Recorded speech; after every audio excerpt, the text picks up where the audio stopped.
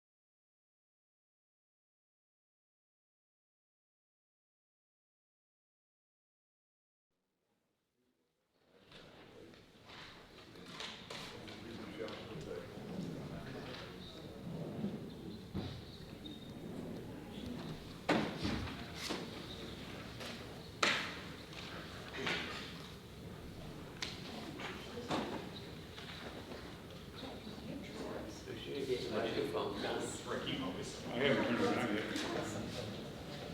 but I will. I'm off camera.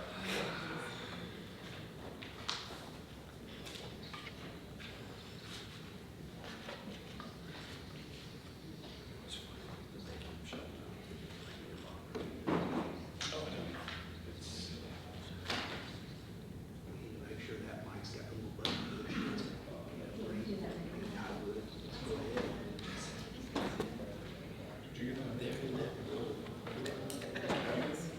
Yeah. Yeah, it's all remote, so they set up that little room so they don't get it. Yeah, that's the new thing.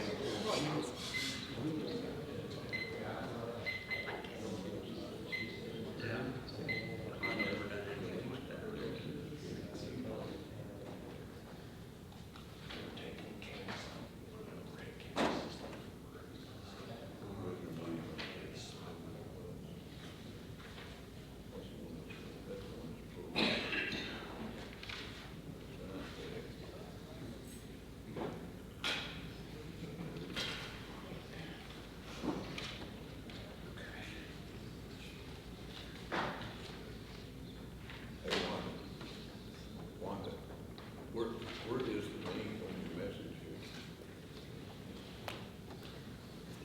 Bring your mail. And you just look for one a couple different times.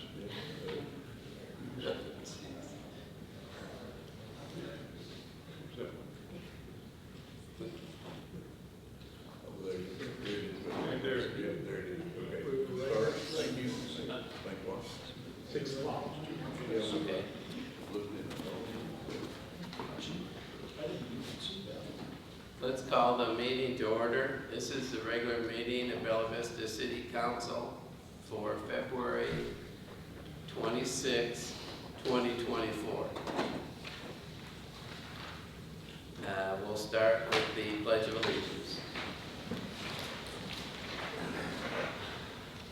pledge allegiance to the flag of the United States of America and to the republic which stands one nation under God, indivisible, with liberty and justice for all.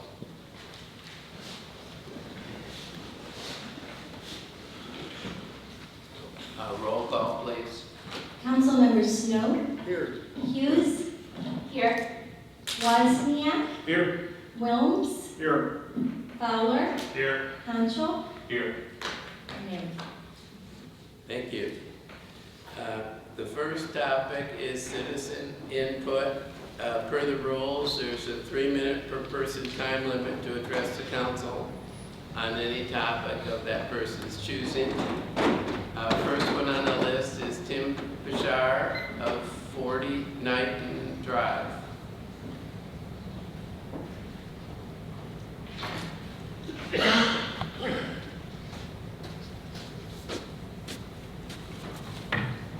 Good evening. After 31 years, this is the first time I've been in front of City Council, so it's an honor to be here tonight. I'm here to bring about some awareness about the litter problem that we have along 71B. And the history, I'll just go through the history first and then kind of work backwards into what I have proposed in the future. Positively Bella Vista Facebook group created the 6 and 60 as a way for the community to gather together for one common goal: clean the highway of litter in a quick, fun, and creative way. There have been 5 events. This year will be the 6th with an average volunteer number of 120. This year the interest has tripled. In my opinion, in my 31 years of driving and literally 1.5 million miles through my driving a taxi the last 12 years in Northwest Arkansas, it's in my opinion litter happens in 3 ways. Truck bed trash flies out while driving, landscape trucks and trailers shrink wrapped loads get loose, and Republic garbage trucks lose their garbage. I'm not blaming anybody, it's just what I've observed over the last several years. One echoed comment in the weeks following the 6 and 60 event is that the highway looks like we've never been out there weeks later, which leads me to this proposal. Is to incentivize businesses along 71B, Bella Vista Way, to be litter aware by proposing fun, positive publicity through local and social media pages and city recognition when they commit to clean their storefront of litter consistently. First is a few commitments by the city. One is to designate April Litter Awareness Month. 2, police will be hyper aware of potential litter problems and notify public this month. Official City of Bella Vista certificate to participating businesses. And a picture of Mayor Flynn, council members, staff, and business owners or managers. A couple of the commitments by the businesses that will be twofold. 15 to 30 minute per month commitment to clean their storefront along 71B. And secondly, take a pic, post on social media, and CC the city. The timeline for these events are as follows. The last Saturday in March has always been the event for the 6 and 60, so this year it falls on March 30th. So Saturday, March 30th, the annual 6 and 60 Highway 71B litter pickup. And then hopefully Mayor Flynn will be there like we were last year and in years past before that to announce April as Litter Awareness Month at the gathering. So, and in closing, even though 71B is a state highway, it runs right through the middle of Bella Vista. It is really the first or last impression passers-by get as they travel north or south. Let's live up to our city's name and make Bella Vista the pride and joy of Northwest Arkansas. Thanks. Thank you very much. The next speaker is Chris Nelson of 1 Harrington Drive.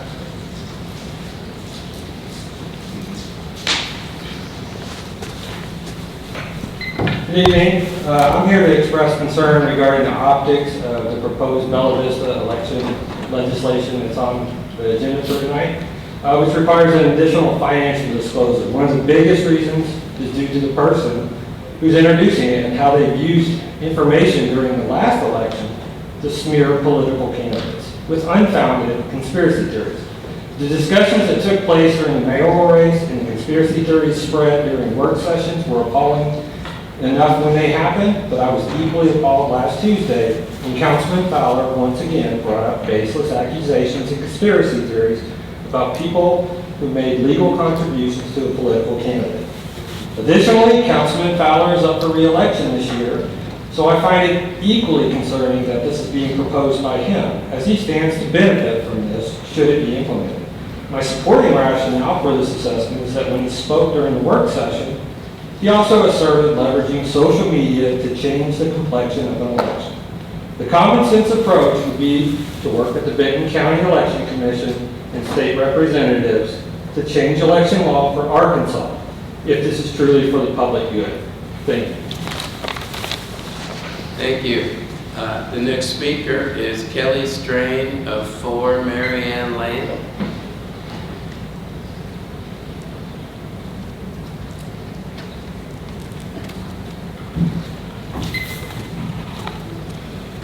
How you guys doing tonight?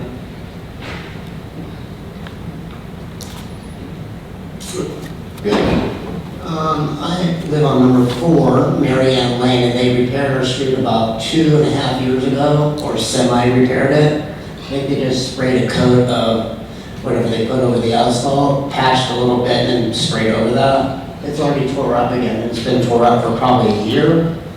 It's a nuisance. You know, your cars are expensive these days, man. When it hits that pothole, even though you try to avoid it, sometimes you just don't see it.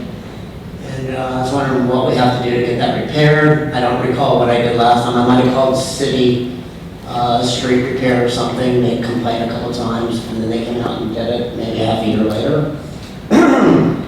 Really like to get that done. And another thing, I'm wondering, like, I haven't been here in a while. Looks like there's some new faces here. Welcome, I hope. Looks like there's some old faces here, which is kind of sad.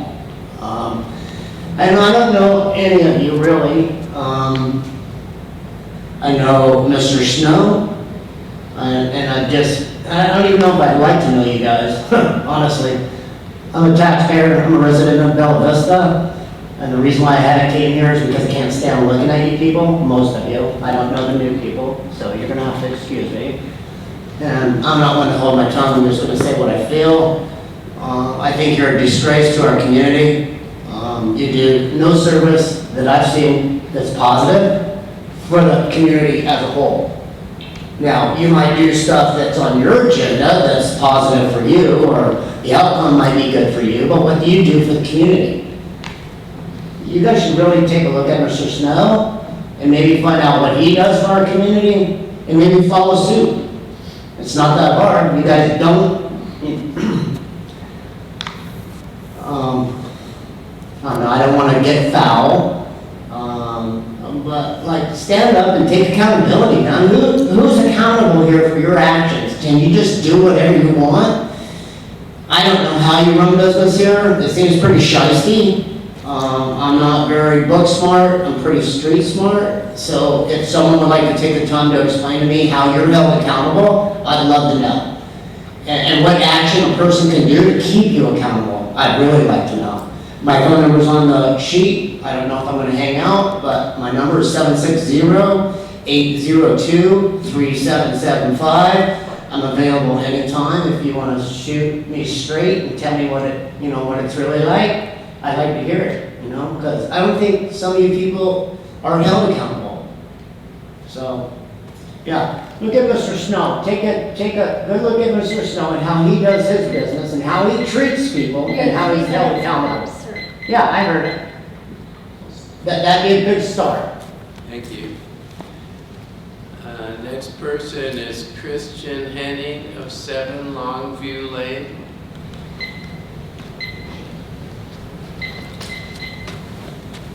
Good evening. I'm mainly here to talk about G, H, and I on the agenda, so the resolutions that Mr. Fowler presented. To very clearly put it, I guess the easiest way, I think G, that's the ordinance, I think that should be tabled indefinitely. I don't think it's something the city should be dabbling in. H, I think it's a great idea. Work with the state, like Chris was saying, work with the county. Handle it on that end. Because it is, we've got, get a little excited there. You guys have all ran for office. I know most of you know I have too. I think we can all agree those filing forms should be done before early voting starts, but to attach it to anything saying, oh, out of state or out of city funds, anything like that.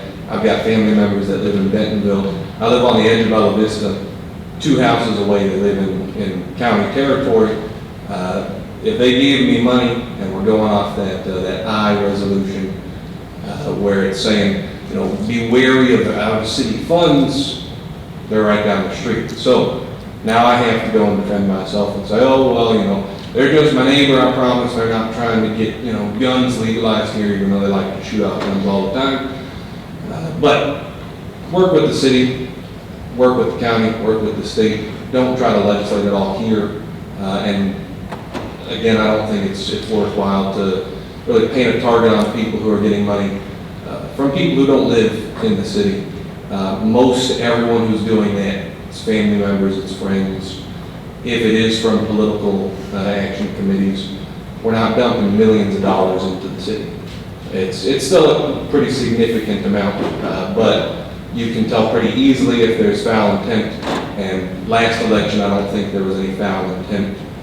Just people supporting who they want to support and throwing money behind it.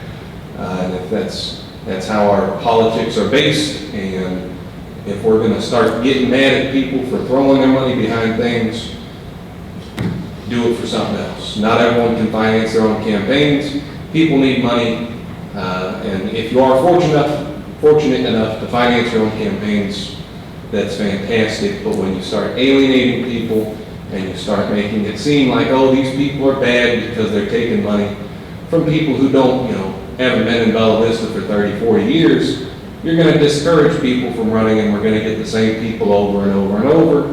We're going to have former councilmen running again, former representatives running for city council, which is all fine and dandy, but we're getting younger, we're having more young people move in. If we want to keep the same people around, why even have elections? You got to just stay up there and spend your own money. So don't fight against all that stuff. Thank you. Thank you. The next speaker is Ellen Kriegbaum of 50 Churchill Drive.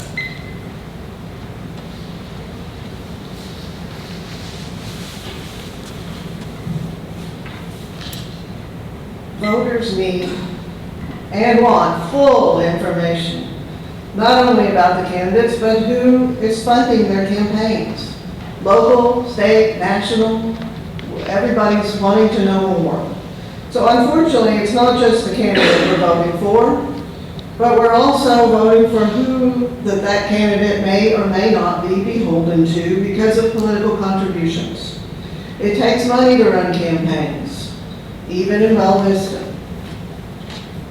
Nothing gets changed until somebody stands up and says something. Thank you, Doug. Mr. Fowler.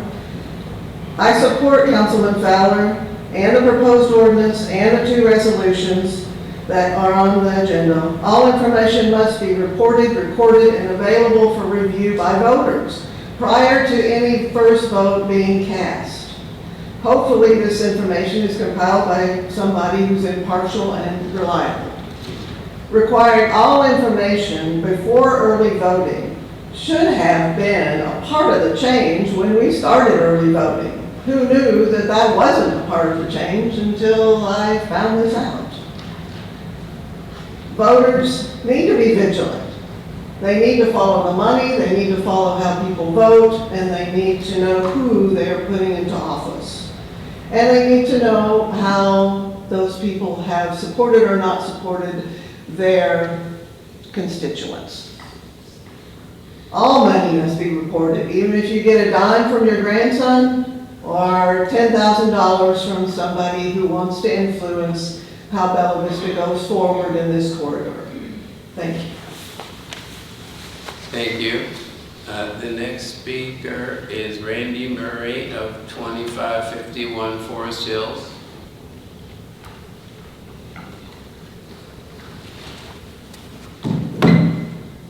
Hi. Same thing. I'm here to talk about GH&I. I think H is actually a great idea. If you want to change something, that's the way to do it. The U.S. Constitution gives the powers to the states for the elections.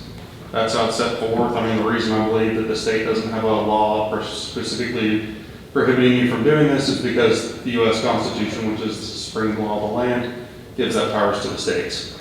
And so the proper way to go about doing this is H. It's the way you keep the city from getting sued. It's the way you keep the state from having to go in and give you guys another black eye for doing stuff that's not constitutional. It's the, I believe Jason said the advice from the municipal league and for the attorney was, don't touch this, and you know, said what he said about this is an opportunity for discovery. I think H is a great idea. If you want to change it, change it. There's a legal way to set forth to do it. There's also another way to do it if the state doesn't give you what you want.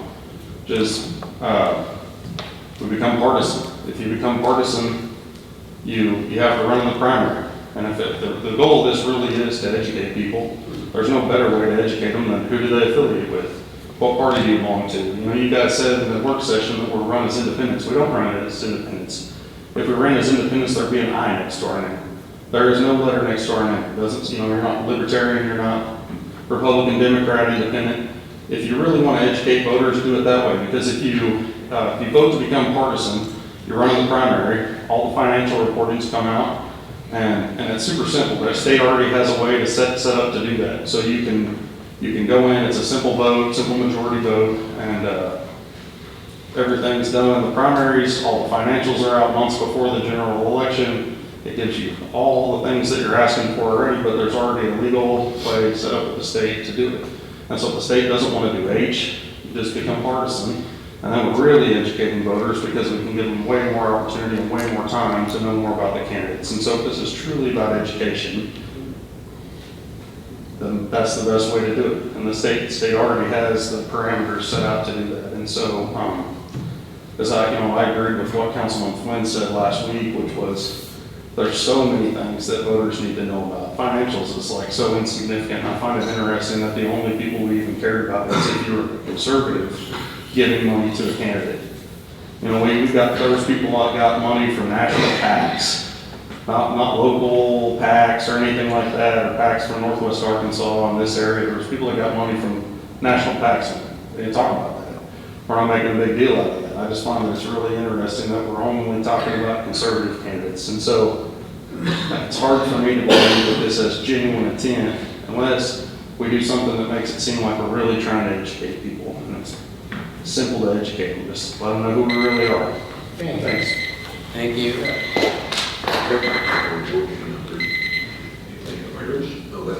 That's the completion of the citizen input, and it's time for our council member reply.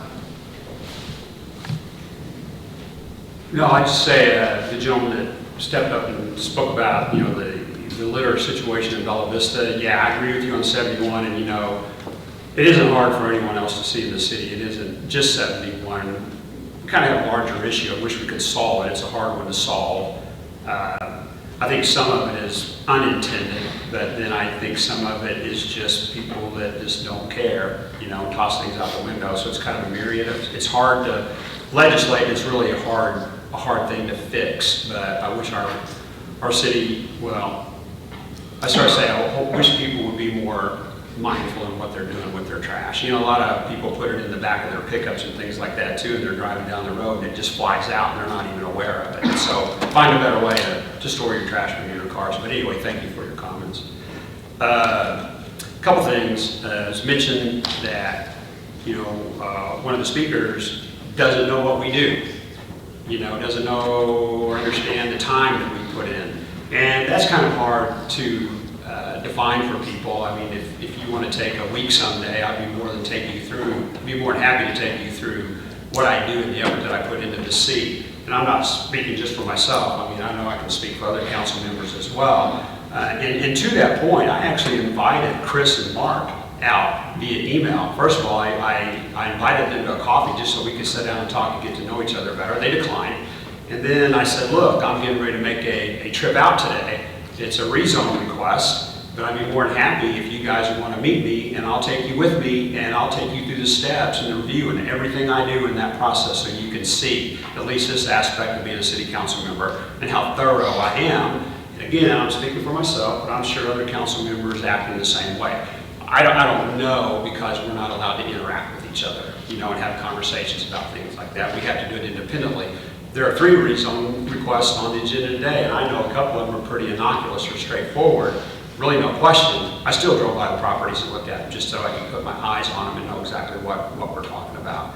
So anytime you want to sit down and have a conversation about what I do, I'd be more than happy to show it to you. You know, and then if you decide you'd like to run for city council and take on the role and take on the responsibility and do the same homework and research, I would invite you to do that. Secondarily, so as far as item G on the agenda, which we will talk about in detail in just a moment, but just briefly, we're not really requesting any change in the current state statute as far as the submission of campaign contribution and expense forms. We are just going to consider whether to move the process of submitting them forward before the early voting begins. It's just in the guise of full disclosure. You know, people that get a chance to put their eyes on it. So we're not doing anything immoral, illegal, or unethical in wanting to view that way. And to your point, the next agenda item after that is going to request that our state legislatures take up that topic and get it fixed. And secondarily, that the AML takes up the topic and puts it in their legislative package for 2025. Why this hasn't been fixed prior to now is beyond me. This should have been addressed a long time ago. Anyone that I have spoken with before, and hopefully I don't repeat myself whenever we go through the agenda items, I've asked a lot of people now, even since last week, this is what we're doing, this is what we're considering. The stock answer is, it just makes sense. So, you know, there might be some people who disagree with moving that up, but again, we're not asking anybody to do anything they don't already do. We're just asking that they disclose it sooner for the public to be able to put their eyes on it and view it. And you know what? Then they can make up their own minds. You know, that's as simple as it is. So it's not a Republican, it's not a Democrat, it's not an independent thing, it's not anything like that. This is just for the general population and the people that want to go to the polls and vote. So that's it. Wendy? First, thank you everyone who came out and spoke today. We really do appreciate the comments, and I hope we all hold them to consideration. Tim, thank you so much for that proposal. I think it's fantastic. I know where your heart is on this, and I hope that our city can help maybe push that forward. I think it's a good first step in making Bella Vista a better and more people place. Mr. Strain, I'm on the street committee. I'd like to connect with you after the meeting, or I'll give you a call, and we'll figure out how to get what I can do to help get that fixed for you. Can't make any promises, but I can get you to the right people, and we'll figure out something maybe to get it taken care of. And I think that's all I have. Larry Wells? I want to thank the folks who got and spoke tonight. I appreciate the input. The litter problem, I had a neighbor, as you talked about, pickup trucks driving down the road with the trash blowing out the back. I had a neighbor who mowed his lawn and very diligently put all of his grass clippings on his open-topped snowmobile trailer. And at the end of that, in the evening, and right after supper, he would take the trailer and drive around the block. And when he came back, the trailer was empty miraculously. So I think that on occasion I've seen pickup trucks where the trash is thrown in the back, empty bottles or wrappers or whatever, and no concern about containment. Irresponsible individuals, I would agree with you. But our society today tends to say, well, we'll leave it up to somebody else to take care of it. You know, the government will take care of it, right? And the government is really you and I as citizens. In regard to the GH&I, I don't see an issue conflicting with either state requirements or otherwise to ask for the filing of the financial statements for local elections by the candidates early. The information, first of all, has to be collected by the candidate, has to be documented by the candidate. The form has to be filled out, and if you're doing it diligently, you're tracking it as gifts and gratuities come in. So all you need to do is run a copy of it on the required filing tape and send it in, or file it with the city clerk. It would apply to the city clerk or city clerk's competitor that was running for office to do the same thing and file it with our city clerk. That's the procedure, that's how it goes. So I generally support the proposal. I definitely support proposal on H, having the state do something.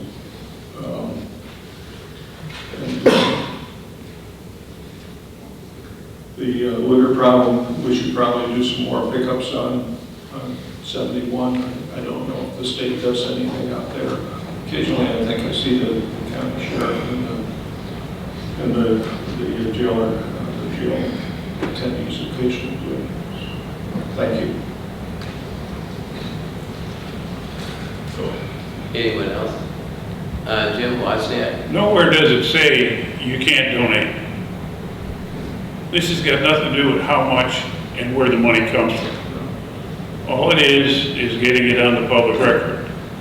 Once you get the money, whether you give it under the new deal, 7, 8 days early, or you keep it where it's at, everybody and their brother in this room, in the whole city, and the whole world, can dig out how much you give. This has got nothing to do with how much you give. Just recording it, that's it. Once it's in there, everybody and their brother can look at it. Doesn't matter where it comes from, we're not stopping that. Just we ask you to report it a little earlier, so some people who can look at it before the primary starts.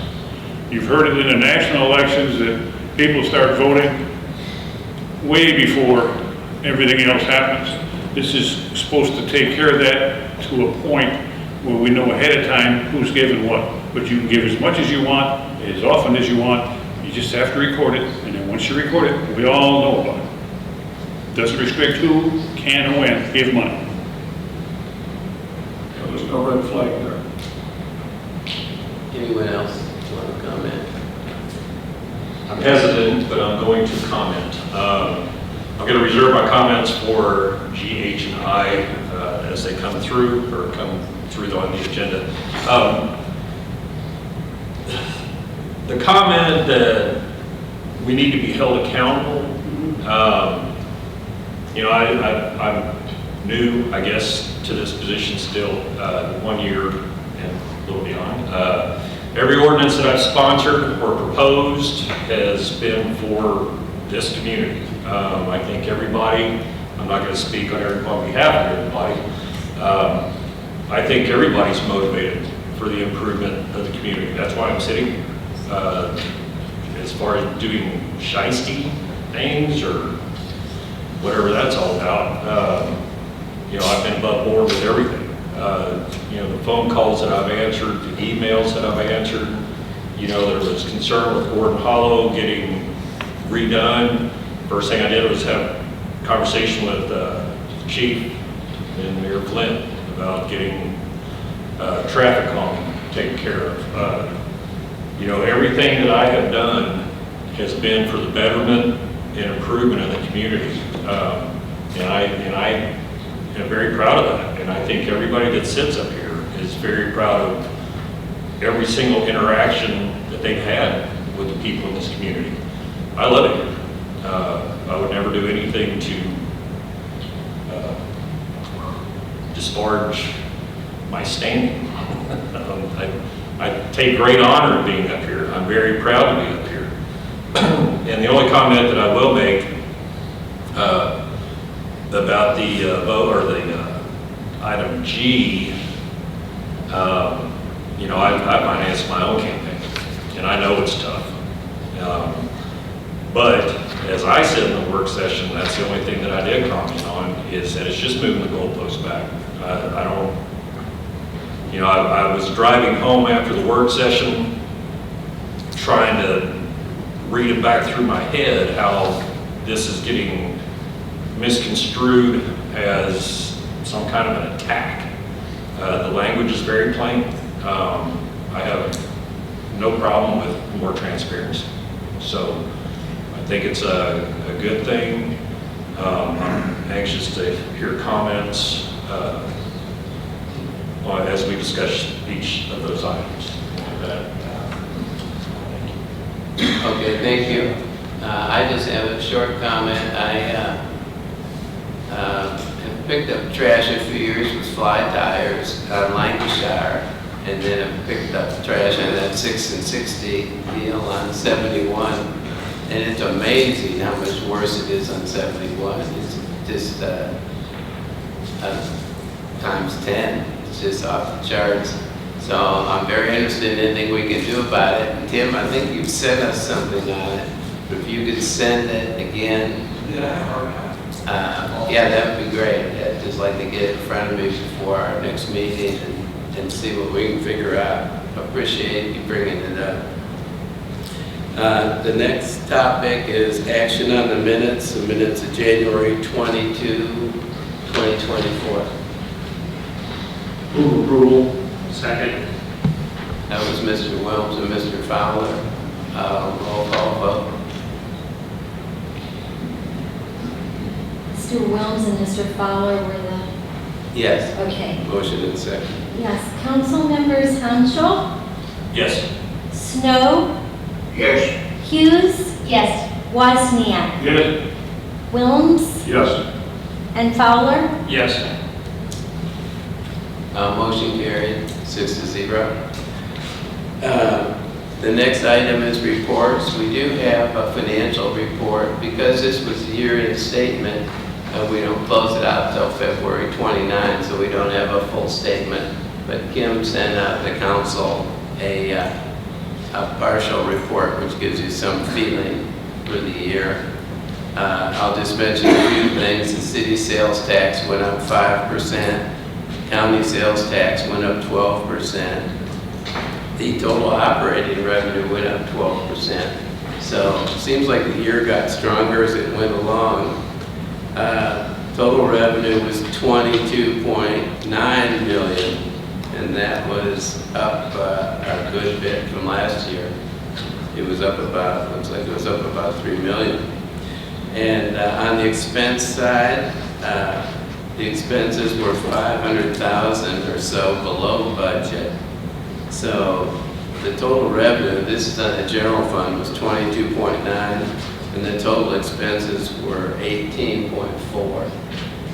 So we have a pretty good gap there, which we need, because we need those gaps to pay for our capital expenditures, which have been pretty significant the last few years.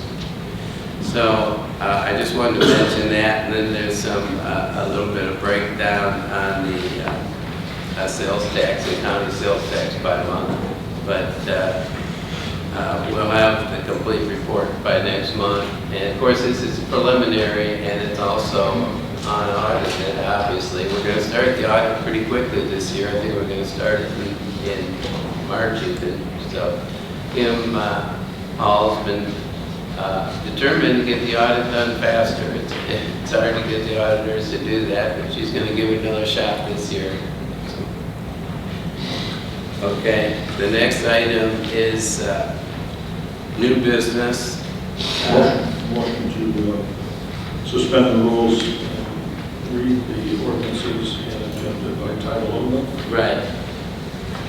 I'll make a motion. You'll make the motion. Second. That was Mr. Wilms and Mr. Hanschel. Roll call vote. Council members Hanschel, Yes. Snow, Yes. Hughes, Yes. Wozniak, Yes. Wilms, Yes. and Fowler. Yes. Motion carried 6-0. The next item is an ordinance amending Chapter 105 flood damage prevention of the Code of Ordinances of the City of Bella Vista to provide for planning commission consideration of waivers of certain requirements and for other purposes. And the staff is requesting move the third and final.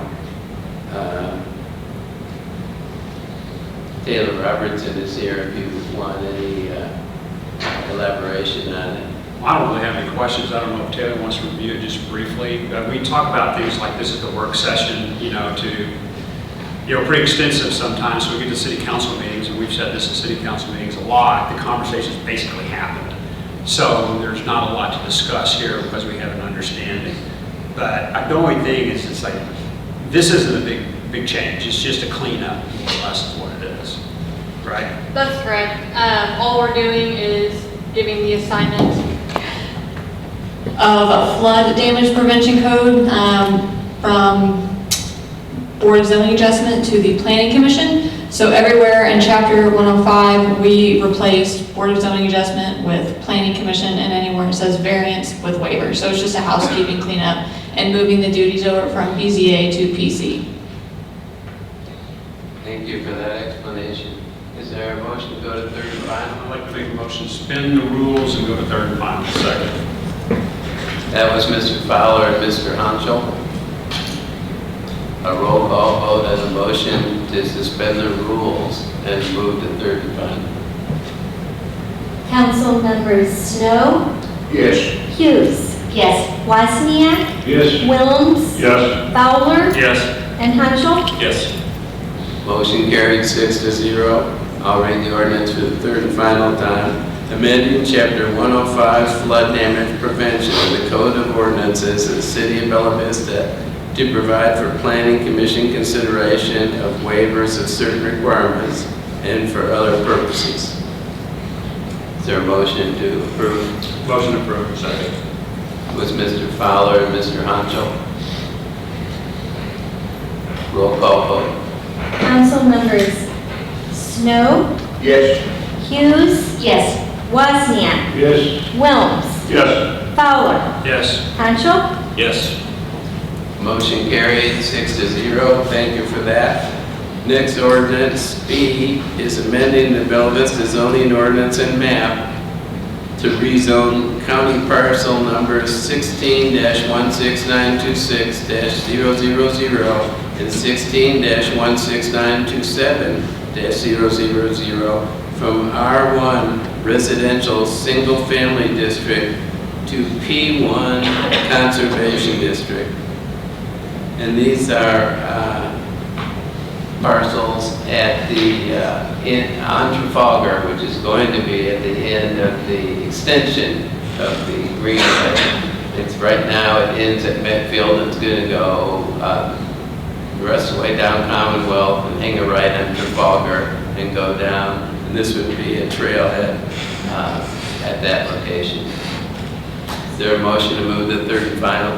I've got a question, Sure. if I may. Yeah, I didn't see in the report from staff who owned the property. Is that POA? Yeah, the POA currently owns those 2 lots on Sleepy Lane. Because it's common property all around it, so they own the 2 lots. So it's not a cleanup for them. It's really in support of the trailhead usage on those 2 lots. It is more in line with the current trail use, correct? Most of the trailheads that we have currently are on P1 zone, so we're just getting it more in line with what currently is being practiced. Thank you. I might add that the POA is, in my experience, has been very supportive of the trails, very enthusiastic about it. I would just like to say, I would challenge anybody to find these 2 parcels of land without the help of the GIS map. I mean, the streets doesn't have a street sign. There's no anything. It's pretty hard to find. So anyway, just putting eyes on it, it just makes sense. Is that at the top of the hill before you go down into Gross? I was able to find it with the help of somebody from the CDS department. There you go. I'd like to make a motion to suspend the rules and move to third and final. Second. That was Mr. Fowler and Mr. Wilms. Roll call vote on the motion to move to third and final. Council members Wozniak, Yes. Wilms, Yes. Fowler, Yes. Hanschel, Yes. Snow, Yes. Hughes. Yes. Motion carried 6-0. Let me read it for a third and final time. amending the Bella Vista zoning ordinance and map to rezone county parcel number 16-16926-000 and 16-16927-000 from R1 residential single family district to P1 conservation district.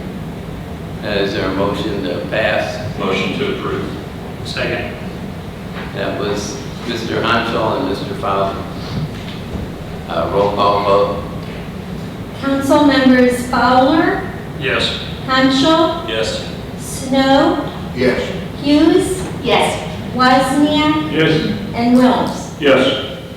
Motion carried 6-0. Next one is an ordinance amending the Bella Vista zoning ordinance and map to rezone property described in rezoning petition number 2023-52821, county parcel number 16-37442-000 from P1 conservation district to R1 residential single family district. And I believe this was one of those cases where there was a lot in the middle of a subdivision, everything else was R1. And someone must have built a house on it, and it's... Well, this lot's already been cleared, hasn't it? No, this one is. Not sure. Yeah.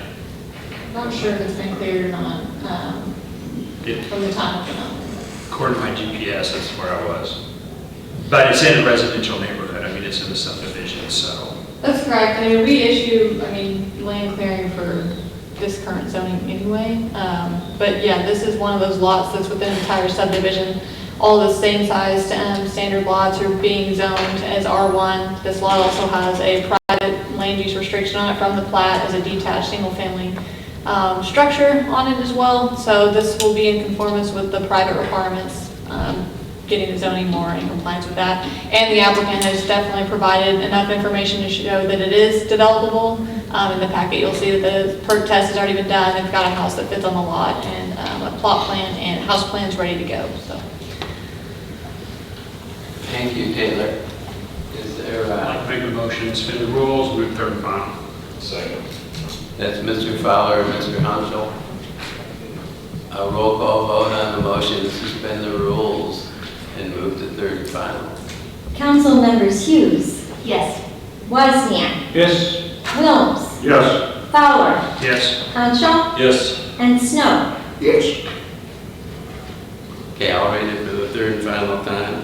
Amending the Bella Vista zoning ordinance and map to rezone property described in rezoning petition number 2023-52821, county parcel number 16-37442-000 from P1 conservation district to R1 residential single family district. Is there a motion to approve? So moved. Second. That's Mr. Wilms and Mr. Fowler. Roll call vote. Excuse me, was that Wilms? Yes. Okay. Is that, Council members Wilms and Fowler. yes. Okay. Sorry. Okay, council members Snow, Yes. Hughes, Yes. Wozniak, Yes. Wilms, Yes. Fowler, Yes. Hanschel, Yes. Motion carried, 6-0. Next one is an ordinance amending the Code of Ordinances of the City of Bella Vista to adopt a new Article 10, outdoor lighting, to Chapter 109 zoning to provide for outdoor lighting regulations for new commercial developments and for other purposes. I think we missed We We the. skipped D. D. No, we did? I'm Yeah. sorry. My bad. That's the chapter. Let's go to D. Amending the Bella Vista zoning ordinance and map the rezone property described in rezoning petition number 2023-52794, county parcel number 16-40224-000 from R2 residential two-family district to C1 neighborhood commercial district. And this is the property that's near the chapel. Is there any questions? No, I mean, I stopped over there today, and I think the primary reason is they want to build a new facility. Whenever they built the original one, that was before ADA laws came into effect, and so it's very difficult to access, the bathrooms and things like that for, anybody that might, just, have mobility issues. And so they want to build, different offices as well, so they can have a better view of the parking lot, and also so they can now comply with ADA. The lady that manages the property said, everyone calls that wants to book the property, she has to take it through the situation and ask, because people might need wheelchair access and different things like that before, they book something, because it could, limit people, and rather than show up and then not being able to access different aspects is a difficulty for them, challenge. So that's a lot of the reasoning, behind the requesting of this rezone. And also the building they want to build is a little bit larger than what is allowed in R2 zone district, I believe, right? Well, the use is currently sitting as a legal nonconformity use, and so since they're expanding, the uses that are nonconforming, they need to bring into compliance. Is there a motion to go to third Motion and to final? go to third, or suspend the rules and go to third and final. That's Mr. Honchel and Mr. Wilms. A roll call vote on motion to suspend the rules and go to third and final. Council members Snow, Yes. Hughes, Yes. Wozniak, Yes. Wilms, Yes. Fowler, Yes. and Hanschel. Yes. Motion carried 6-0. I'll read it for a third and final time. Amending the Bella Vista zoning ordinance and map to rezone property described in rezoning petition number 2023-52794, county parcel number 16-40224-000 from R2 residential two-family district to C1 neighborhood commercial district. Is there a motion to approve? Motion to approve. Second. That's Mr. Hanchel and Mr. Fowler.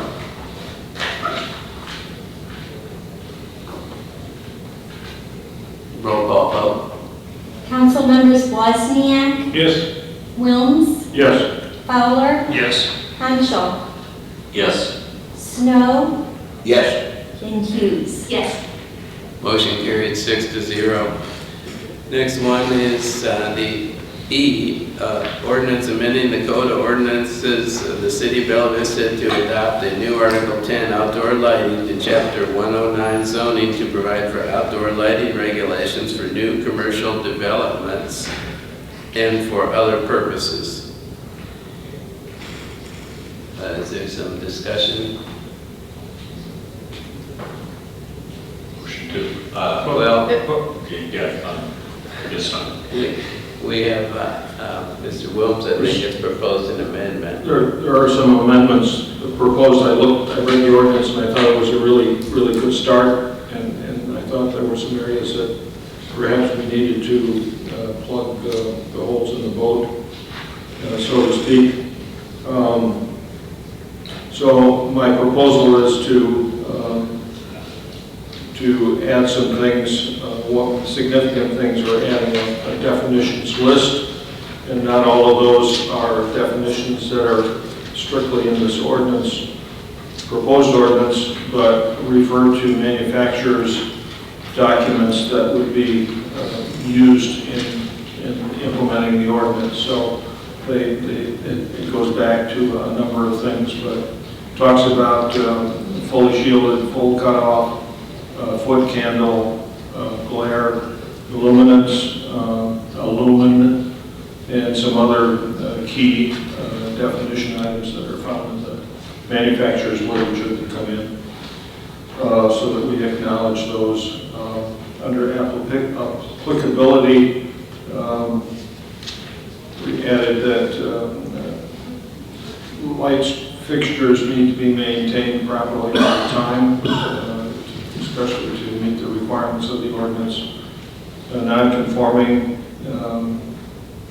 situations, if they become a complaint issue, then they can be addressed. Otherwise, they go as is.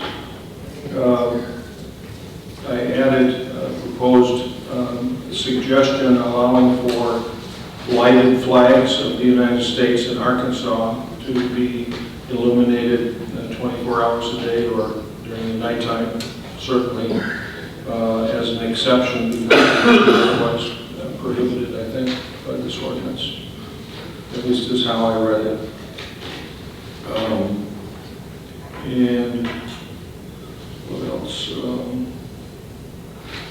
And then the suggestion was whether, and it's a question for my peers on the council, the prohibited outdoor lighting is the operation of searchlights for advertising purposes shall be prohibited. And my question is that do we want to make an exception there allowing community development services to manage it like a permit for up to 1 week, and then limiting the lighting operation from not allowed between 9 p.m. and 7 in the morning, because there are still some businesses, I think, that still do that.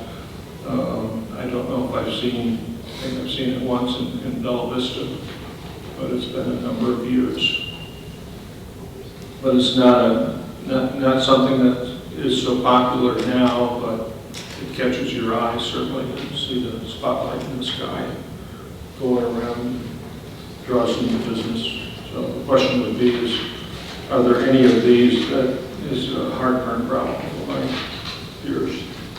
At this point, I'd like to call on Taylor Robertson because she had some comments on that. She met with me today and had some comments on some of the amendments.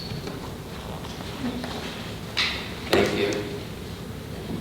Staff just had some housekeeping comments on the amendment if it was to be proposed and replaced inside the actual ordinance that went through the public hearing. The definitions, just as a housekeeping note, we typically don't put housekeepings within articles like this. Typically it goes within the chapter, so any definitions that would be added would need to be added to 109-3 to keep a nice conforming flow of our current chapter 109. And then of course, as you mentioned, there are several in here that we don't use. Our code speaks in terms of lumens instead of foot candles, small things like that. Nits, nowhere in our zoning code, kind of discusses that. Everything's used in the term of lumens, of the measurement of lumens. We have a lumens measure at CVS. So you don't use foot candles, but you use lumens? Yes. Okay. And then applicability, I think one of your recommendations was to mark out more and replace with less. This additions is our common zoning standard for applicability section, so it's used throughout the code whenever something that's not a single family home or duplex needs brought into compliance. This is our already current set standard. It's copy and paste in here, so that way it stays the same throughout the zoning chapter. And staff would prefer that to stay the same, so that way we have a more easier application and enforcement of that code. Right now, it should say whichever is more. yeah, it should say that's what our current zoning ordinance says in other chapters, or in other articles of chapter 109. So all of them now read whatever is more as opposed to whatever is less. The land, like for example, our landscaping code, copy and pasted, it says the same exact thing. So if it could just be the same as all of our other large scale requirements, it would be easier for staff to enforce. And you don't think going with the less being more inclusive, you'd be more inclusive by having the term less there. It would create an issue in terms of administration. Or I'm just trying to keep it clean throughout chapter 109. That's my only comment, is just making them all the same. I don't know if it makes a huge difference. And that's kind of my point too, is like it's kind of the same, tomato kind of thing. Whichever one of those things would happen would trigger, whether if someone was adding a 10% or increasing the 10% of the GFA, or if they were adding 2,600 square feet, we would still trigger that chapter, that article. Okay, all right. And then maintenance, the intent of that was for people that needed to change out like light bulbs and ballasts and things like that. People that are replacing or changing out light fixtures were already required to come into conformance with this, this new proposal.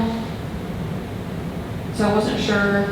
The intent on that is that even changing light bulbs, so like when our towers go out and change their light bulb or whatever it is, The intent is to exempt them. Minor things like a light bulb, but if you're talking about doing some reworking of the fixture itself because of something else is burned out, then you're really into an expense, and you're probably at a point where it's going to be cheaper to replace the fixture. So yeah, and then subsection 4, replacing it of any fixture was already a requirement on there. We just didn't want to apply this to light bulb, those smaller insignificant change outs. But if you were changing or altering the fixture, trigger. Okay. So are we taking something out? She wanted to delete the maintenance addition. In number 290, right? Yeah, number 5. Yeah. Okay. Staff would prefer to just keep basic maintenance like light bulb change outs from crossing a large scale review desk. And I deleted the maintenance in the exemptions. And I'm not sure, I think if you're going to do a lamp balance and starter and some other things, you're seriously getting into the fixture itself, and probably it's time to consider upgrading and coming into compliance. So I didn't want to have simple things, or not simple things, more complex things in maintenance to be waived and allow you to continue to violate the ordinance or be in conflict with the ordinance. And so I'm thinking that I'm still proposing that the exemption being that maintenance disappears. Okay. My other comment was that this is a zoning chapter requirement. So I know this mentions the chief building inspector. Since this is zoning, typically that would be the zoning administrator, which is planning. Okay. So this will be enforced by planning, not building. And so it wouldn't be the chief building inspector, wherever that is. He will be reviewing the lighting plan inside is what he will be enforcing and reviewing. And then plan will do outdoor. Is that 109-296? That's 109-2906. Okay. As read on the amendment.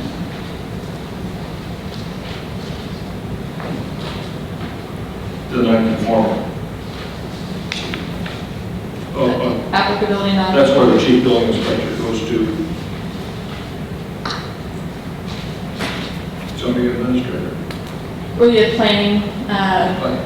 Our code mentions both zoning administrator and planning, but planning department or planning division will be the enforcer of this during a large scale review. So the wording that you want in there is? CBO needs moved out. The chief building inspector is not applicable for this. Right. Yeah. Yeah, so it'd be, what title is it there? Zoning administrator is what our code uses.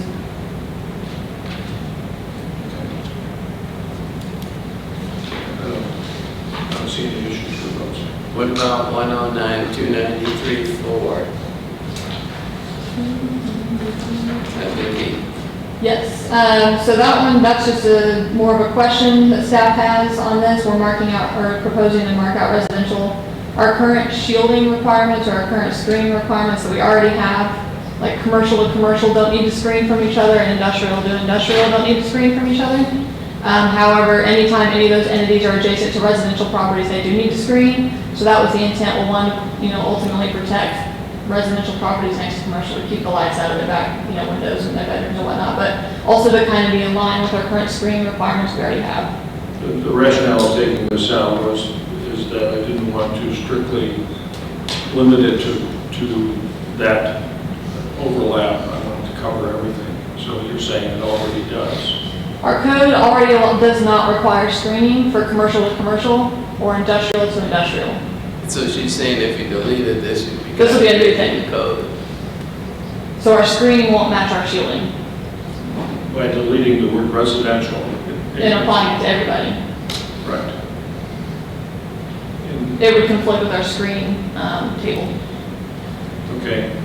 So we need to leave that in. Is that right? For staff would recommend it in there. Okay. Okay. I don't see any issues with those. And then my last comment was, well, I have two more comments, but one for the amendment, is the short-term advertising, flashing lights that you see. Big spotlight thing. Yeah, this current proposal only applies to permanent light fixtures. So the short-term wheelie things technically wouldn't be overseen in this development ordinance. So it wouldn't fall under outdoor lighting anyway. Yeah, because this is only triggered by development. So anytime someone's making a new building or expanding a current building and they're putting a permanent light fixture on their property, that is what is overseen on here. You need to take the addition off.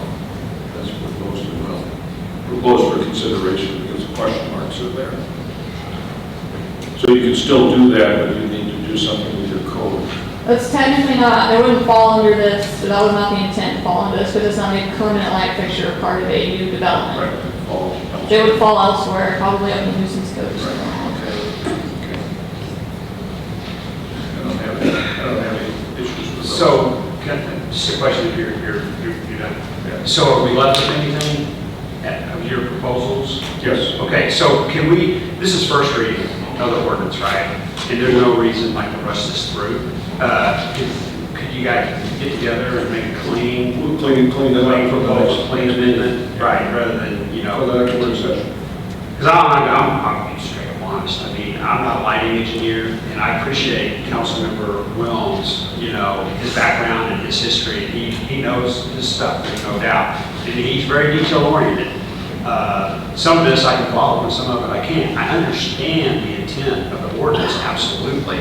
Some of the details, quite honestly, they're a little bit past my expertise. So I appreciate everybody's work on this, but yeah, I think the best would be to step back and bring it back in a clean proposal, you two working together to make that happen. Yeah, I think it's enough changes that we can make sure we have whatever else right. Sounds good. Thank you. Okay, the next one in ordinance is F, amending chapter 107 subdivisions and other developments of the Code of Ordinances of the City of Bella Vista to provide additional clarity regarding the intent and applicability of drainage permits in the drainage manual and for other purposes. This is another one where staff requested going to third and final. So there didn't seem to be any opposition to it. Any discussion? If there's no comment, I'd like to make a motion to suspend the rules and move to third and final. Second. Those Mr. Fowler and Mr. Hanschel. So a roll call vote to suspend the rules and move to third and final. Councilmember Hughes, Yes. Wozniak, Yes. Wilms, Yes. Fowler, Yes. Hanschel, Yes. Snow. Yes. Motion carried 6-0. Let me read it again. Mr. Mayor, I have some questions, yeah. Oh, okay. If I Go could. ahead. Let me get to the ordinance. We need to have, we can have further debate on third reading, but I think Mayor, go ahead and read it the third time. Yes, the reading. Oh, And then we'll have the debate. okay. Amending chapter 107 subdivisions and other developments of the Code of Ordinances of the City of Bella Vista to provide additional clarity regarding the intent and applicability of drainage permits in the drainage manual and for other purposes. Okay. Okay. In section 1.0, that is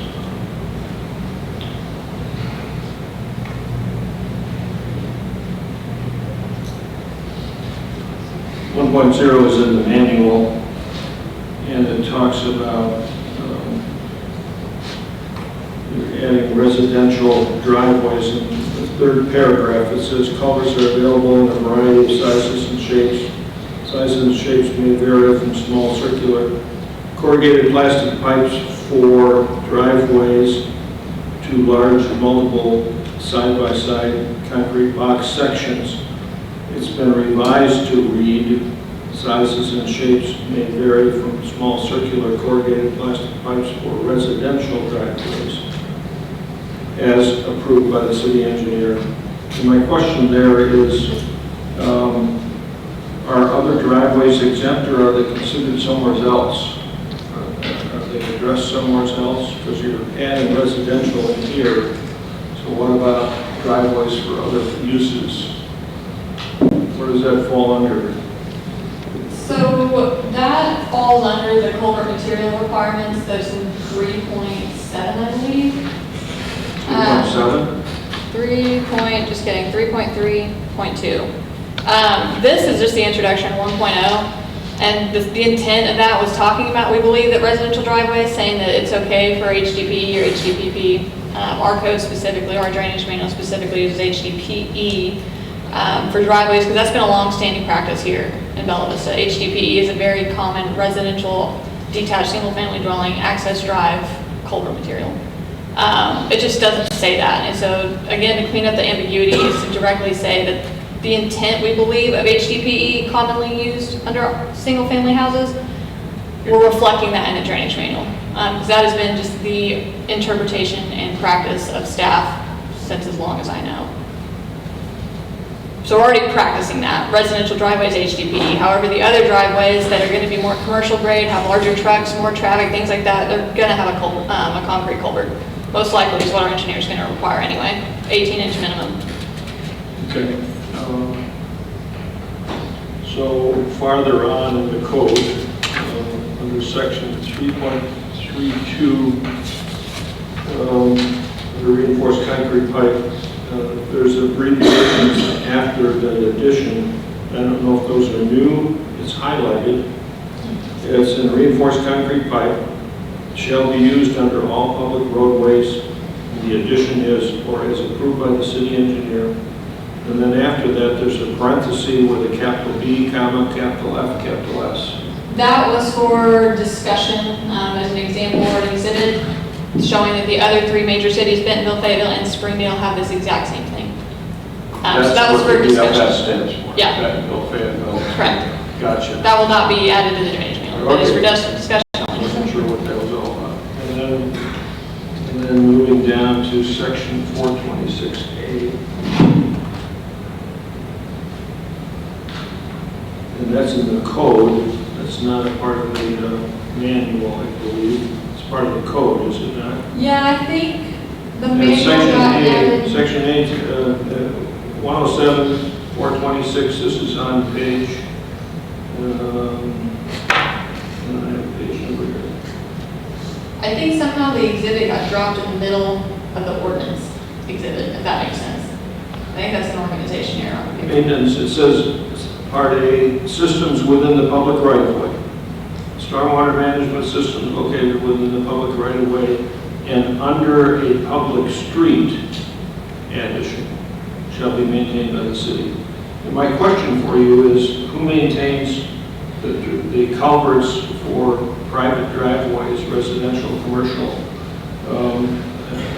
And most of my background experience is that the driveway is there at the whim and pleasure of the local municipality or county or state or federal government. So you're there at their pleasure. So they gave you the permit to put in the driveway, and put in the culvert. And because of that device is yours and belongs to the property owner. And I don't know what is our philosophy in Bella Vista, because it says that drainage stuff in the right-of-way is going to be maintained by the city highway department. So our current code outside of the land development ordinance addresses this, and so we're making it match that. Essentially, property owners are responsible for maintaining their culverts and making sure they're free of debris. I believe it's chapter 24. In the right-of-way improvements, stormwater shall not be prohibited or impeded. It does mention and require that our residents keep their own culverts clear, even if it's in the right-of-way. However, our current practice is that our city street department maintains culverts that go under city streets. Everything that's under a private driveway is maintained by the resident or the property owner. But the private driveway culvert is in the public right-of-way. Correct. That's the way it is now, Larry. Yeah, this That's how it currently is. was added to clarify. Because this conflicts with another ordinance that we already have and have had for a while. Okay. So under the public street, we're talking about public drainage structures crossing underneath the roadway, Correct. not for the private drives. Correct. Okay, all right. All right, I'm good. Okay, Thank you. I believe we've read this for a third and final, so is there a motion to So moved. approve? Motion to approve? Yes. Yeah. Mr. Wilms and Mr. Fowler. A roll call vote on the motion to approve. Councilmember Hanschel, Yes. Snow, Yes. Hughes, Yes. Wozniak, Yes. Wilms, Yes. Fowler. Yes. Motion carried 6-0. The next one is ordinance G, requiring candidates for election to any municipal office in the city of Bella Vista, in addition to any other requirement of state law, to file campaign contribution and expenditure reports with the Bella Vista city clerk in sufficient time for voters to make use of such information prior to the beginning of early voting and for other purposes. Okay, I guess I'll start, huh? It's made obvious that I'm basically the sponsor of this. First of all, I'd just like for the council to know that item agenda H and I, just so you'll know, I'm probably going to make a proposal to table those two agenda items and vote on those at a subsequent meeting whenever and if we get to the point of voting on this particular ordinance here. It probably makes sense that they kind of go hand in hand, okay? And not only that, but on resolution I, I spoke with staff attorney Kelly earlier today, and there's a little bit of rewording I want to do on that, maybe to take a little bit of the edge off of it, if you will. So I'm going to have an opportunity to do that as well. So I just want to let you know those other two agenda items, I'm going to move to table those until we move forward on this ordinance. So this ordinance, first of all, it has to do with public disclosure of what's going on in our elections.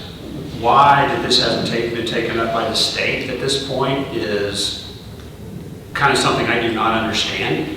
Whenever the voting began earlier and earlier, like I said, why this didn't move with it, I don't know. But I certainly think that that's something that our state legislature should take up, which is what agenda item H recommends and recognizes.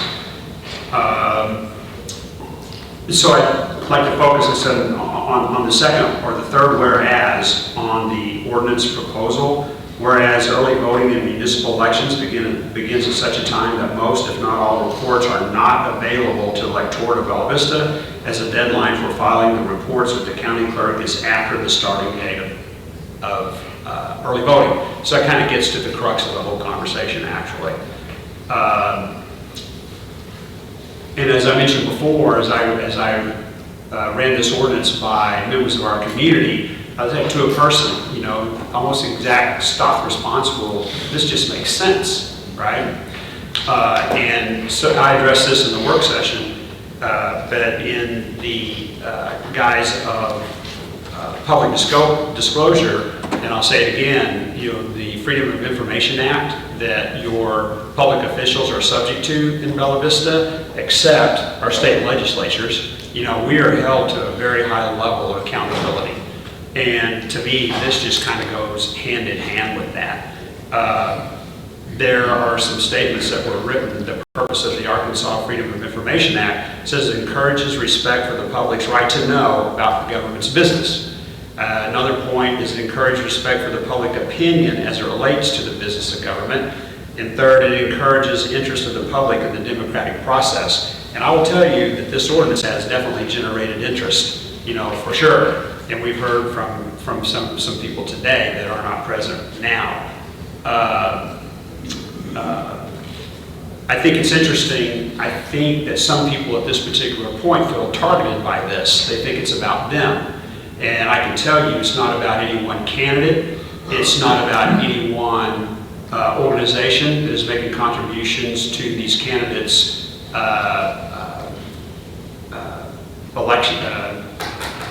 candidacy. It's not about any one person. It's not about any one special interest group. I accessed every campaign contribution expense report for every public official in Bella Vista last election cycle, and I saw things that raised and piqued my interest level, okay? I'll just say that.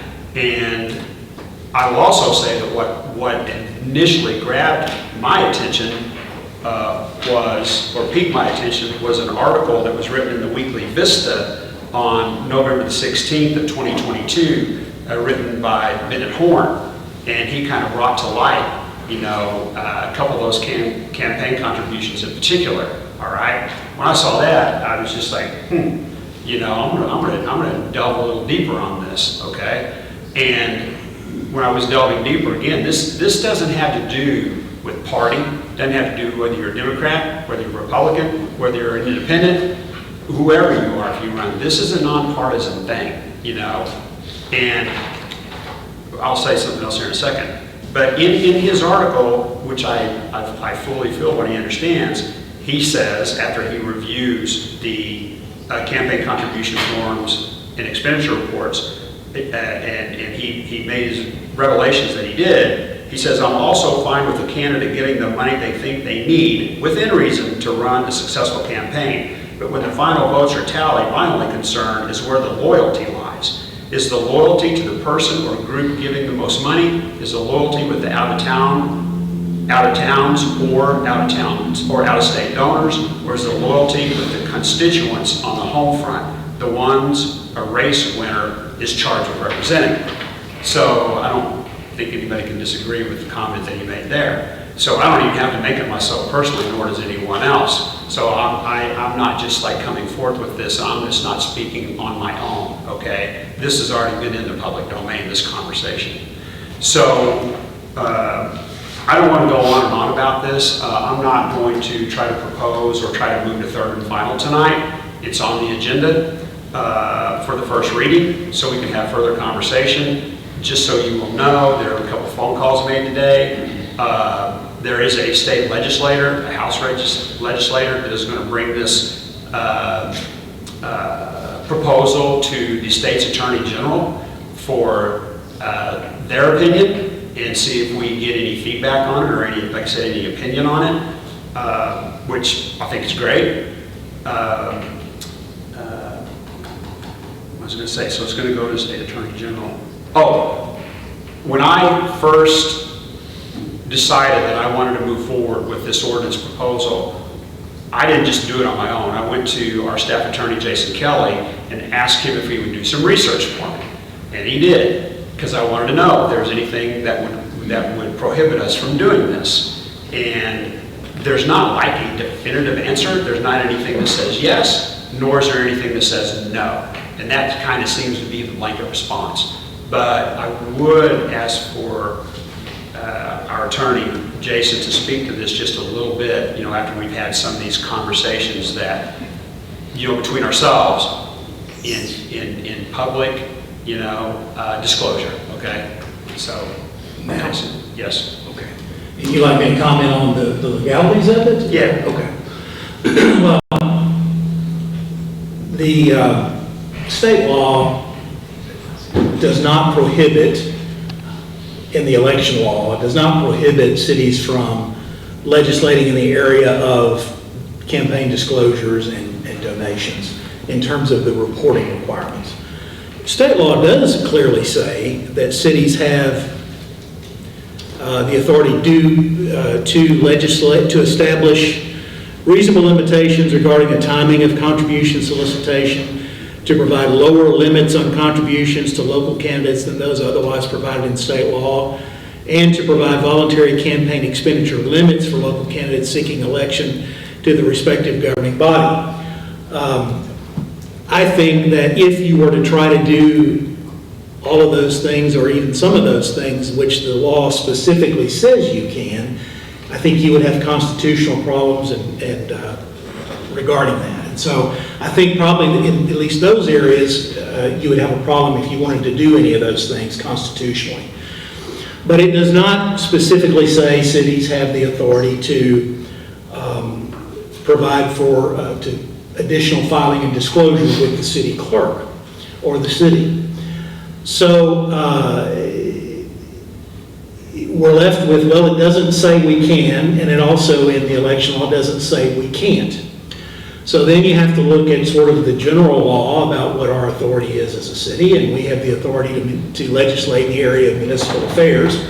And state law says municipal affairs are those affairs which are defined as such and which are not state affairs. And so when you go through, it says the following are state affairs, and so thereby implication, you are prohibited from legislating in areas which are state affairs. This particular, local elections are not listed as a state affair in that statute. So there's a clear argument that because of home rule principles, repeal of Dillon's rule, and I don't want to get too technical with you, but the idea that unless the law restricts you, you can legislate, basically have broad legislative authority. The idea of that would be the idea where the authority comes from to adopt this proposal. It is unclear. The Municipal League is of the same opinion, and I know we chatted about with their comments about this at the work session.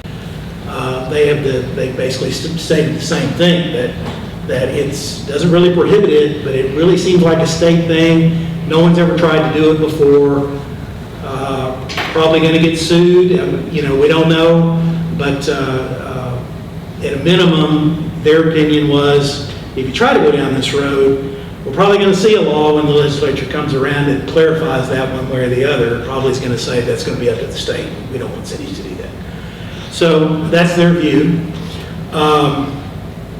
And the legal opinion that they have, I agree with.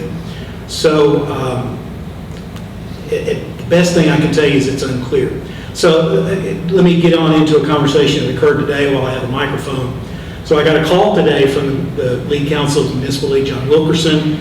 He contacted me to let me know he had been reached out to by State Representative McAlinden, and told me that she had been asked or was asking about the issue that's on the agenda for tonight, asking some questions and really wanting to ask for an AG opinion on it. I told John, I said that's fine. What John told me is that the representative had sort of informally already talked to the AG's office. So this is informal conversation. I can't speak for her. I didn't hear the conversation. But they pretty much have mirrored what I've said, what the league has said about where the legal status of this is right now. And so obviously they would look more in depth with it when they get a formal request for an opinion.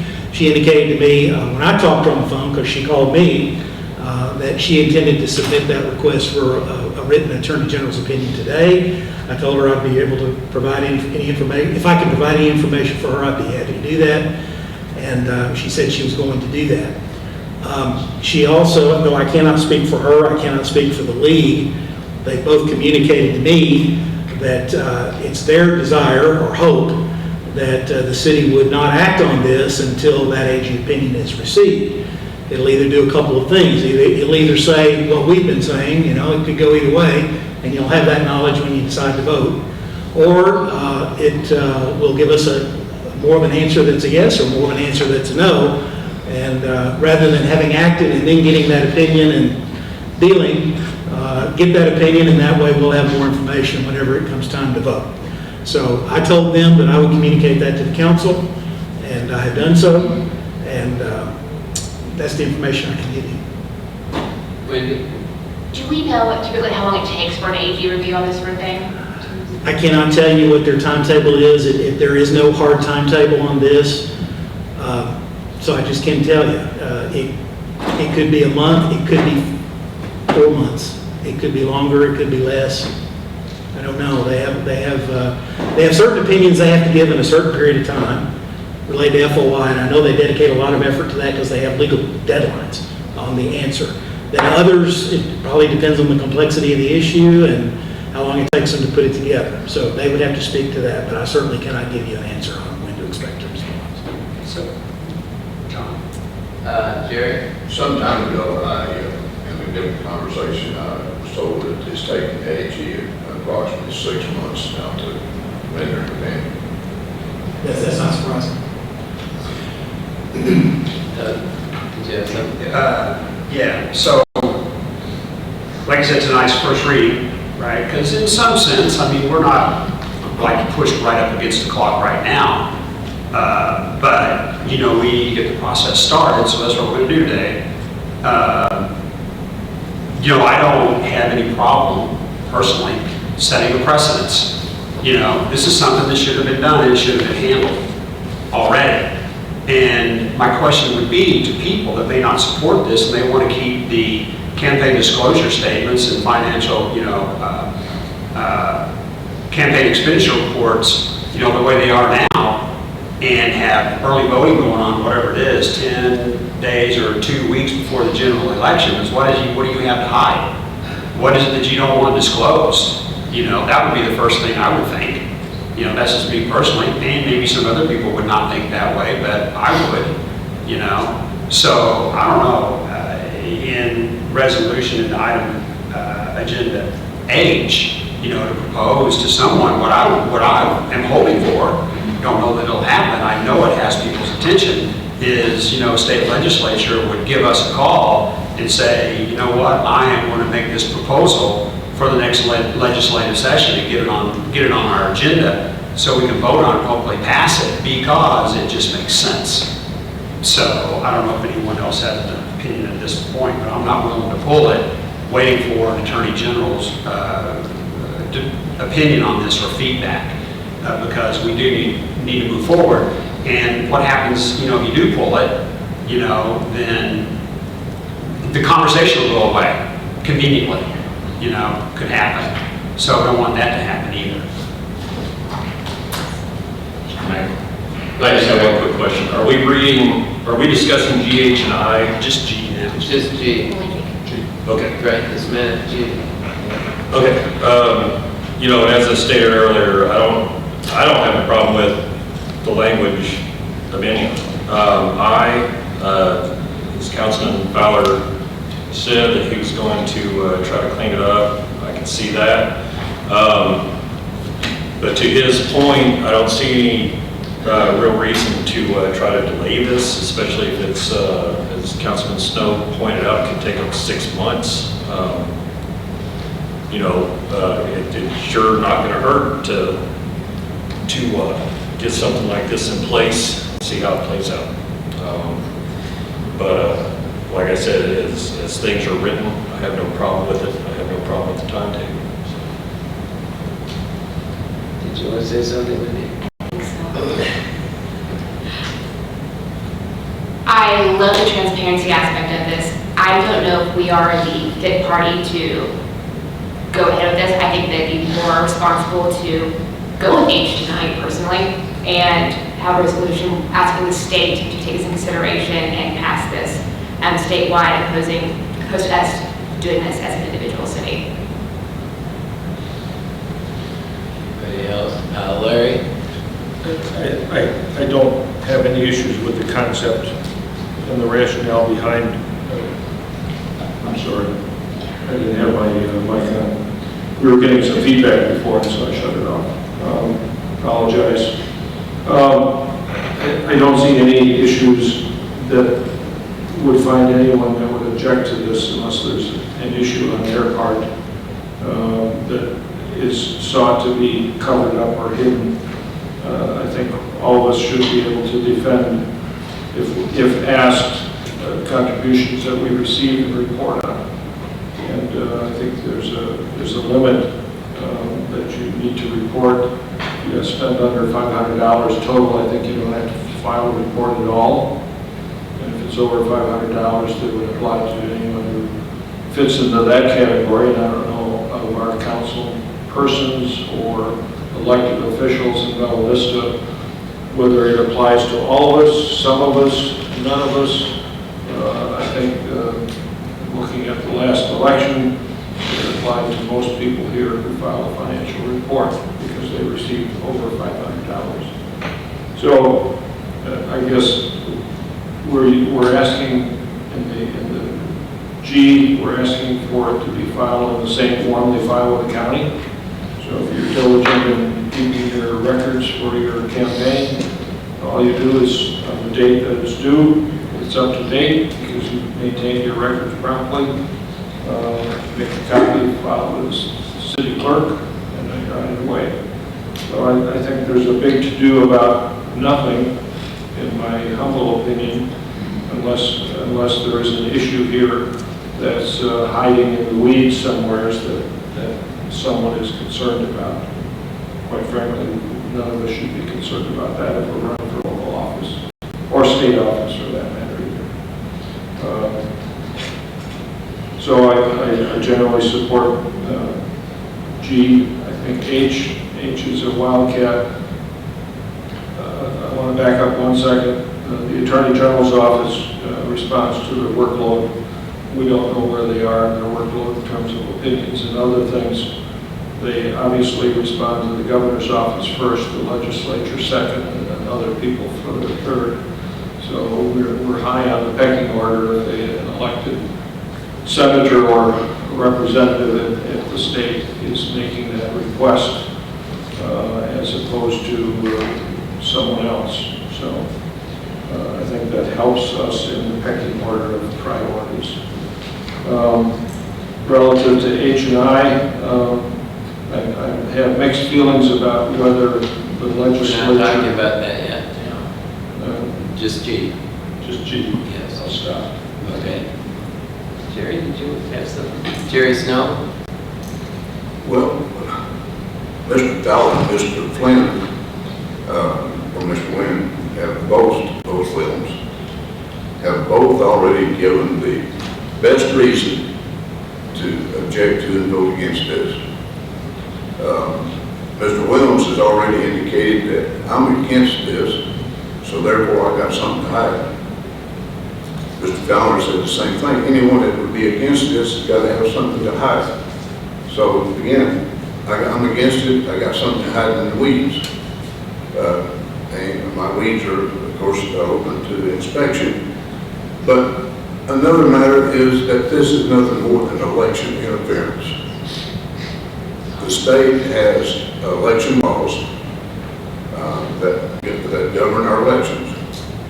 And any change to that, I've spoken to the election commission, and of course the election commissioner cannot be here tonight because of other commitments, but that would be their opinion, it's election interference, and that you're trying to propose something that the state already has addressed and has not authorized.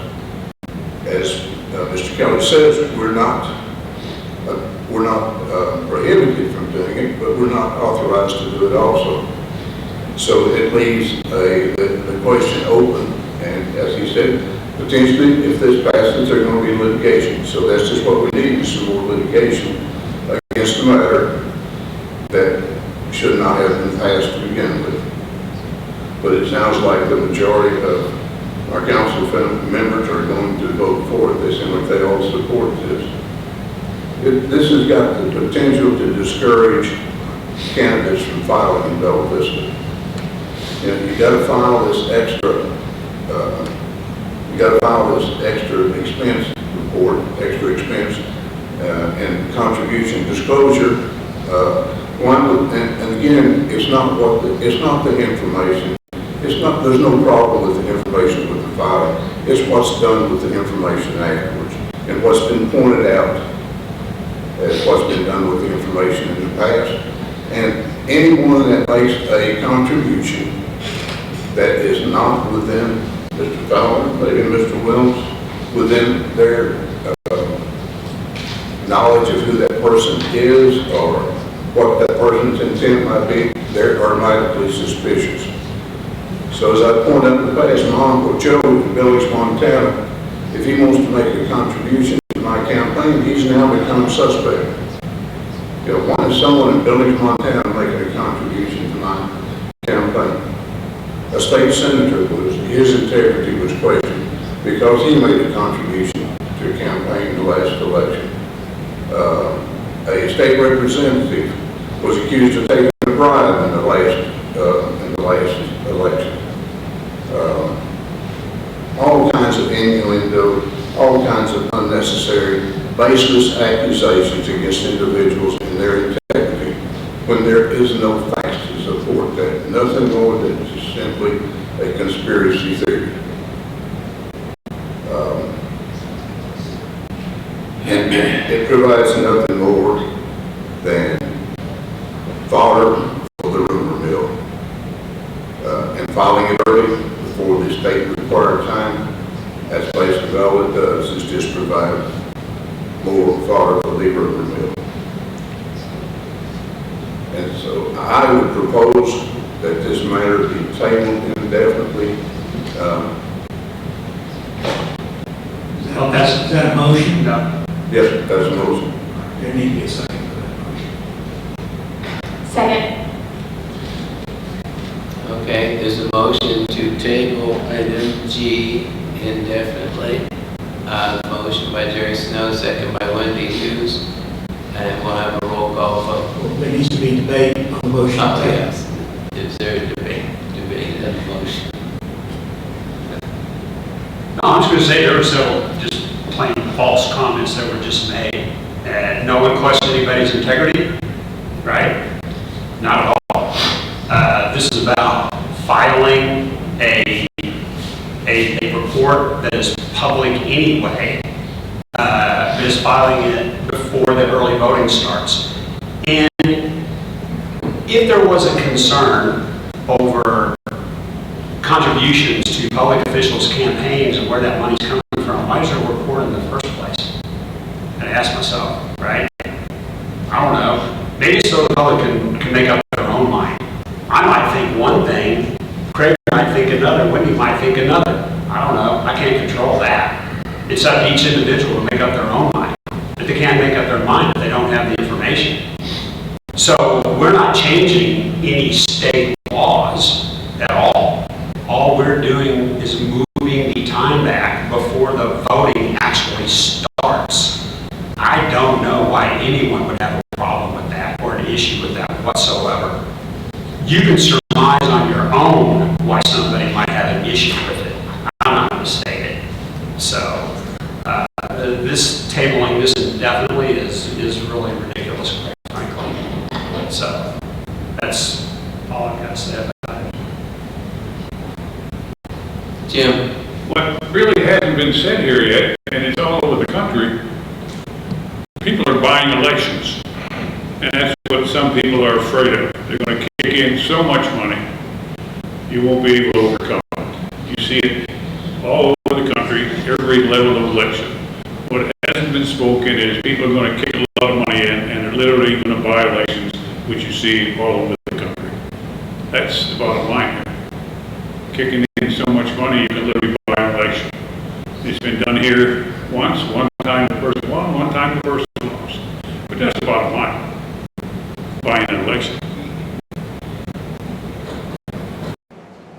That's it. Mr. Mayor, the only thing that I would request is that we keep the rhetoric down to a minimum and kind of stay on track with what the proposal is instead of injecting a lot of personal feelings about it. Everybody up here is reading it, and I don't know how plain English gets read so many different ways, but Is there something called the question we bring it to a vote right away, Jason? Well, the question is on the motion to table, so it's important to keep the debate just to the table. Yeah. But like he's just saying, what I normally say, I think we've talked enough. Let's just get it done. The mayor controls the meeting, so he can recognize as many as he wants to recognize. I didn't say he couldn't. Okay, let's go ahead and vote. So the motion is to table indefinitely. So yes means you want to table indefinitely. Roll call vote. Councilmember Hanschel. no. Snow. Yes. Hughes. Yes. Wozniak. No. Wilms. No. Fowler. No. Motion failed, 2-4. So I think we've discussed this, and it's going to go to second reading. You know, this is up to council. I would like to add one thing myself. Looking at all these options, it seems to me that H is a lot more rational. I think it's up to the county and the state to run elections. It's not up to the city. It would cause us to be an outlier. I don't think there's any city in the whole state who's passed anything like this. And, you know, the head of the municipal league says it's a bad idea, and he's got an awful lot of experience, and I've got a lot of faith in some of the top people at the municipal league. So that's just my opinion. It's up to you guys, and I think it is a good idea just to think about it and let it ride till second reading, or perhaps even third. It's up to you. But I think we need to speak about H and I. Okay? Well, I mean, H is pretty straightforward, right? Go ahead. Yeah, I need to go ahead and read it. Oh, I'm sorry. Resolution requesting the Arkansas General Assembly modify Arkansas Code annotated 7-6-208 to require campaign contribution and expenditure reports for municipal and local offices be filed prior to the beginning of any early voting period, and further requesting the Arkansas Municipal League incorporate this request into its 2025 legislative package. Wendy? I love this. I think this is a smart, logical way to go about trying to get this issue solved. I fully support H, and I think this is just a ticket. I'd rather you didn't table it right now. I understand you'd like to tie it together with G, but I think this is a go. This is a smart way to go. Well, I'll listen to, you know, what anyone else has to say, you know, about that. I don't mind, you know, if people want to just go ahead and vote on it, that's fine with me. I just thought that I received some feedback today that that's what, you know, a couple people maybe thought we should do, and I was like, well, I don't have a problem with that. I don't have an issue. And you know what, I apologize, your exact comment there, you have a lot of faith in the people, you know, maybe down in Little Rock. You know, I mean, I know there's a state legislature, and then there's the Arkansas Municipal League. The Municipal League is supposed to work with the legislature, et cetera, and on and on and on. Well, this is something that hasn't been fixed. It's something that hasn't been addressed. They need to have some light shined on it. I would say there are probably a lot of municipalities in the state of Arkansas that would probably be pretty supportive of this. The fact that I say we, you know, it's being brought forward in Bella Vista, so it's brought forward in Bella Vista. I mean, I don't know how we get a black eye from this, from something that really just makes sense. I mean, I don't think you have to do a lot of thinking about it. So, but if we drop this conversation and if we don't move it forward, it's not going to go anywhere. It's going to be convenient for some of our legislators just to ignore and pass on. And, you know, you just kind of sit and wait and be quiet for a while and you just hope the conversation goes away. So I mean, H, fine, we can vote on it tonight, but as far as pulling the ordinance, at this particular point, I'm not so moved to do. So. Mr. Mayor, and Greg, to reiterate, you know, I didn't vote to table G because I'm ready to approve it. I'm wanting to have a conversation. I want to carry the conversation. I'm interested in seeing what the AG has to say in that regard. I just want to have the conversation and move it forward. You know, and as Councilman Fowler spoke earlier, you know, he was wanting to rework G and H or whatever, and then I. Yeah, but he was receptive to it tabling. But I think it's important that we continue this conversation for the sake of having it. And it's not going to hurt to talk about it. But anyway, that being said, anybody else have any comments? Larry? I guess H and I are both one-trick ponies. We don't have 3 readings on that for resolutions and not ordinances, so it's a whole different. can of worms, if you will, in terms of our legislation at the local level. The resolution, we get one kick at the cat, we approve it or disapprove it. If it's ready to go and everyone feels comfortable with it, we can move forward tonight with a vote, or we can table it until the next meeting, hoping for feedback perhaps from the Attorney General's office. Whether it'll happen that fast or not, I don't know. I think it's a good approach. I think it's a request that will incentivize, if you will, other communities to take note, maybe something they've thought about but not have spoken about, not taken a verbal interest in. There are times when you talk about things locally in 3 or 4 or a dozen communities, when you get to the league meeting, oh, we've been thinking about that, or we've been talking about that issue.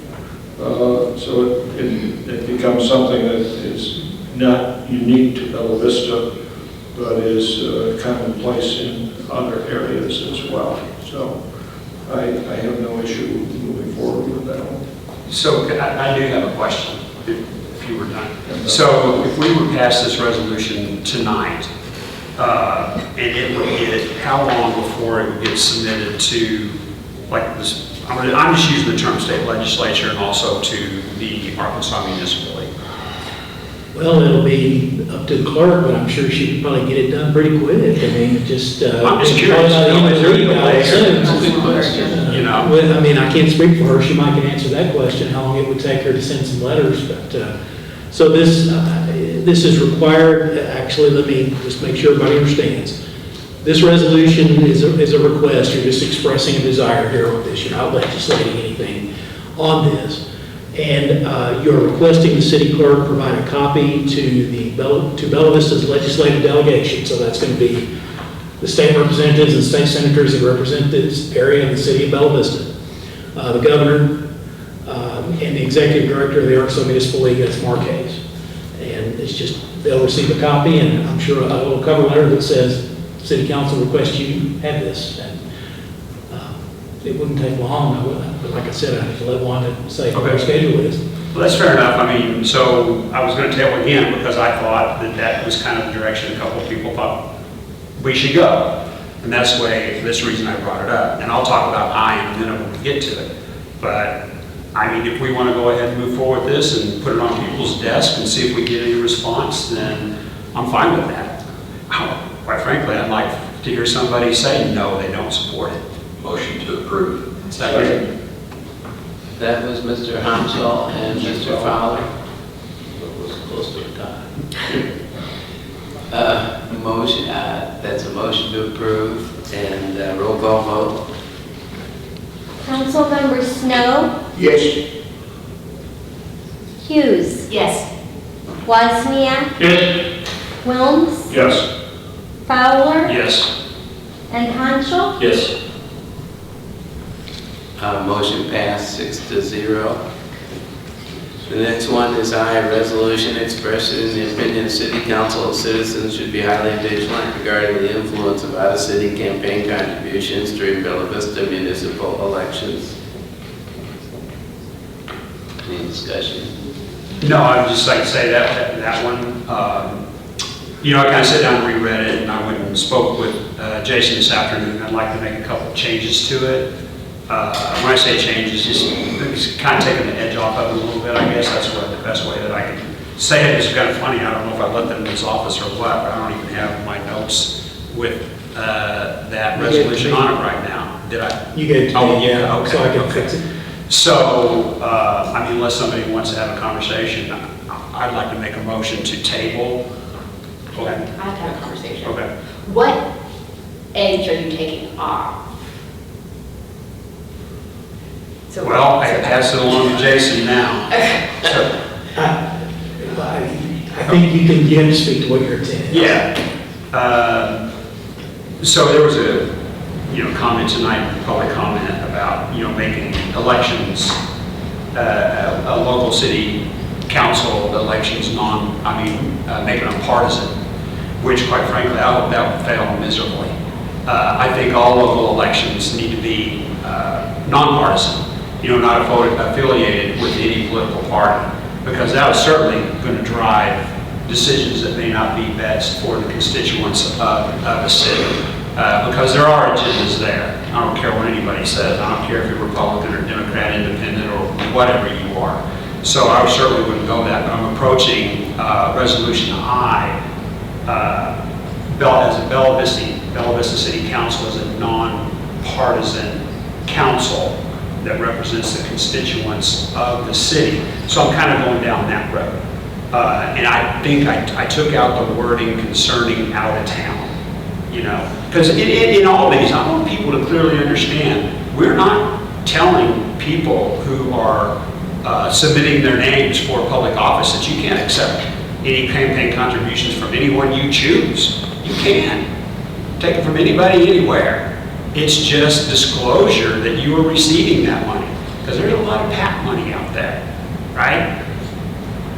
And other sources, right, from individuals that support certain political or special interest organizations. So anyway, but I took out like out of town, because I understand you went in and we had a work session. I listened. It's like, yeah, quite frankly, I've got yours, right? I've got your campaign contribution. And everybody else, I look at it, I'm like, well, I don't really see anything here. If I'm a resident, it doesn't matter about what I think personally at all. It's what each individual thinks personally is what's at play here.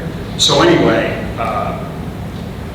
go ahead. Oh, I do have a question, because I think it was mentioned in the work session that there are hundreds of things that voters need to take into consideration when it comes to ballot measures or candidates on when they're going to the ballot to go vote. Why are we only focusing on this one small chunk of a wide variety of things? It feels a little strange to focus on that. I approve tabling this. But I was wondering if we wanted to have a resolution regarding people being informed, that we make as a whole about all the different issues, and not just about their campaign contributions, which is important, but it's not the only important thing we need to consider. Because I can't cover all topics in the conversation. That's up to the constituents, if you will, to be as informed as they want to be on any particular aspect of people who are submitting their name for office. And I'll tell you, where campaign contributions may be received from, I don't know, maybe there's a message there, maybe there's not, but that's up to each individual to decide. Look, we are required to submit these campaign contribution and expenditure reports anyway, right? Absolutely. This is just submitting them or being a vote. Well, this one's not. This one's just. Well, this one's you just should be aware, and that's all I'm saying. You know what? It is it's a resolution that's proposed. We have 6 members on council, and you can support it or not support it at the end of the day. So, but anyway. So you're going to table it? I was waiting to see if anybody else had anything to say. I was seconding it. I don't.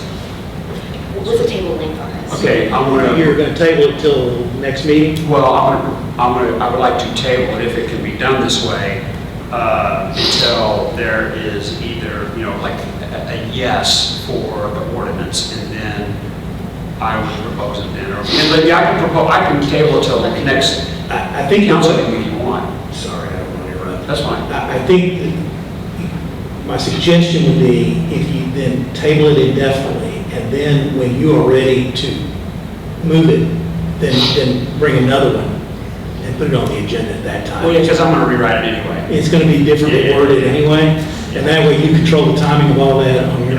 So if you table it indefinitely, it'll go away for now officially, and then it's up to you again when it comes back. I'd like to make a motion to table the current resolution, as it's written indefinitely. Second.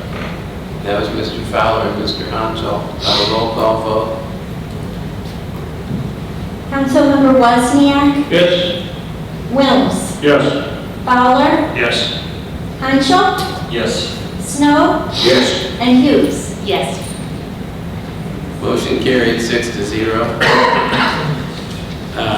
Resolution adopting a revised planning application fee schedule. Be it resolved, the City Council of the City of Bella Vista, Arkansas. And this is the fee schedule that Taylor had gone over the other day. I think the change was that you had a particular fee for the PCD, right?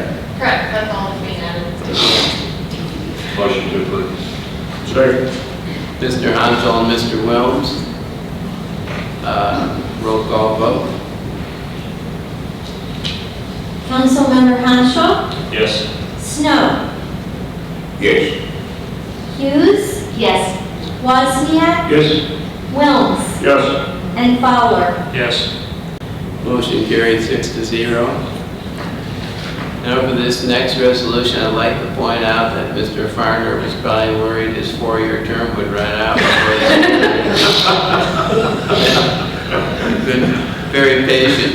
He's probably going to get his revenge at one of these planning commission meetings. Okay. Resolution approving the mayor's reappointment of Doug Farner to the Bella Vista Planning Commission for a 4-year term expiring March 1, 2028. Motion to approve. Second. As Mr. Hansel and Mr. Fowler. Just as a side note. Mr. Farner, were you here with the first council or the second one? First. So you've been here since the beginning? Yeah. That's why you have gray hair. Yeah, that's where it all came from. Thank you for your service. Roll call vote. Council members Hughes, Yes. Wozniak, Yes. Wilms, Yes. Fowler, Yes. Hanshaw, Yes. and Snow. Yes. Motion carried 6-0. Next one's a resolution approving the mayor's initial appointments to the Active Transportation Advisory Board. And you folks were able to meet everyone, I think, at the work session. It's a great group. Yeah. They're incredible. Well, and I would just request, having served on a lot of commissions and boards myself, would it be okay if we read their names? I think it's important to just kind of list off everybody that's going to be, this is a, to me, kind of a monumental moment. I mean, for the city. This is going to be something that drives the complexion of the trails and, transportation, for the city. I mean, Yeah. This is a big deal. So, to everybody that did apply and got voted on and all that stuff, hats off. I mean, that's good luck, and I think it's a great thing. So, it's good anyway. Okay. I will read the names. Amy Darpinian, Wendy Taylor, Christopher Stockman, Kenny Williams, Christy Perry, Jonathan Eli, Natasha Brand, and then our two school-age members, Abigail High and Jillian Johnson.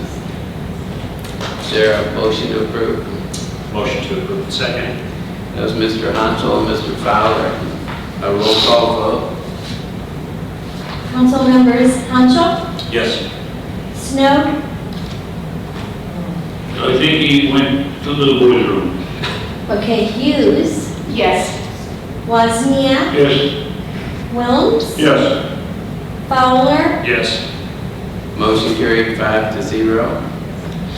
Next one is a resolution approving the Bella Vista Advertising and Promotion Commission's appointment of Muriel Garza as an industry position commissioner for an unexpired term ending July 31, 2026, due to the resignation of Don Harris.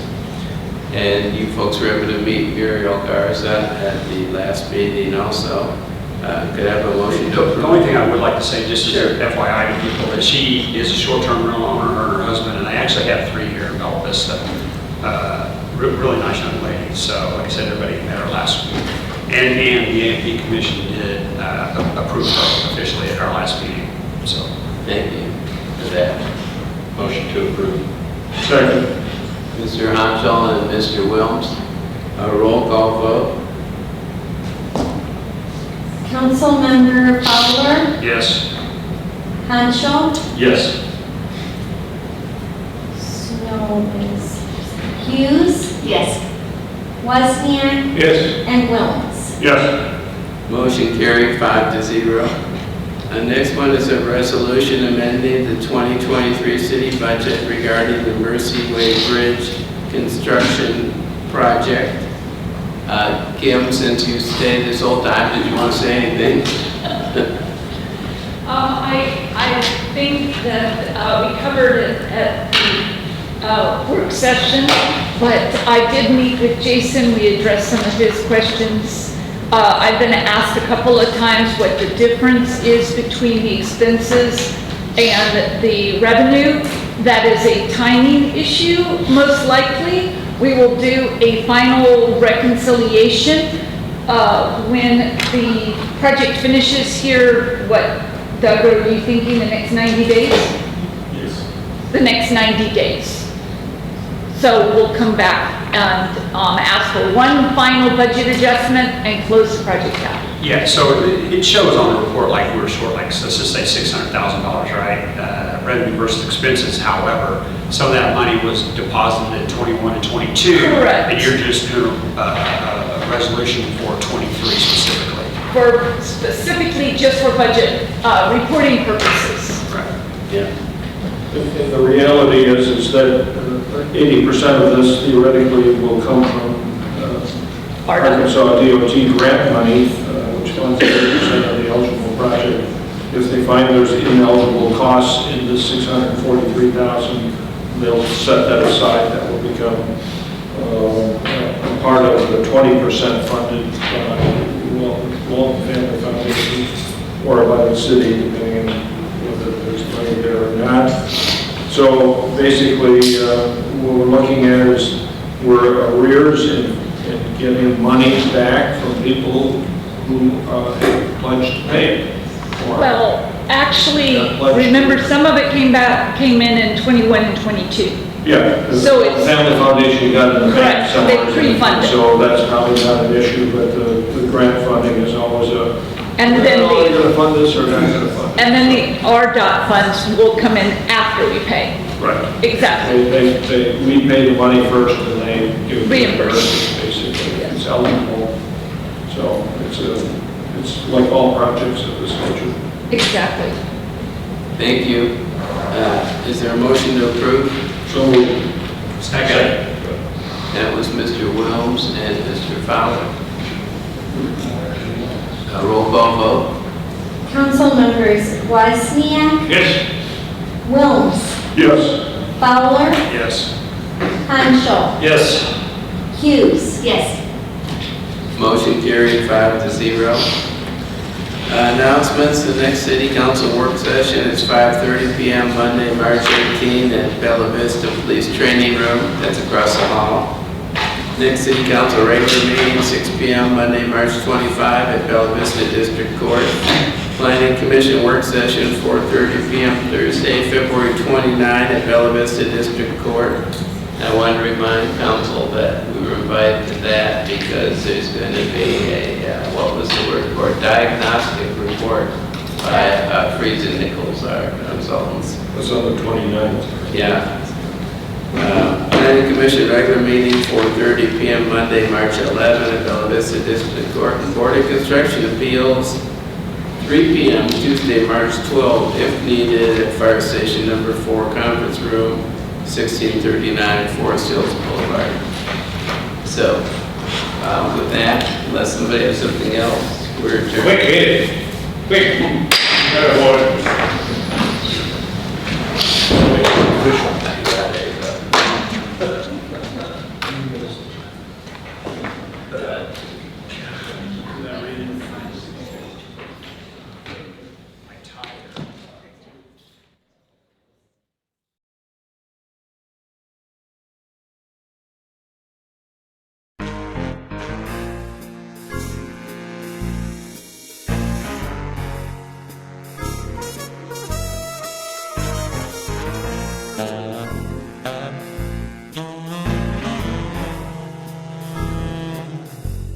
Bye.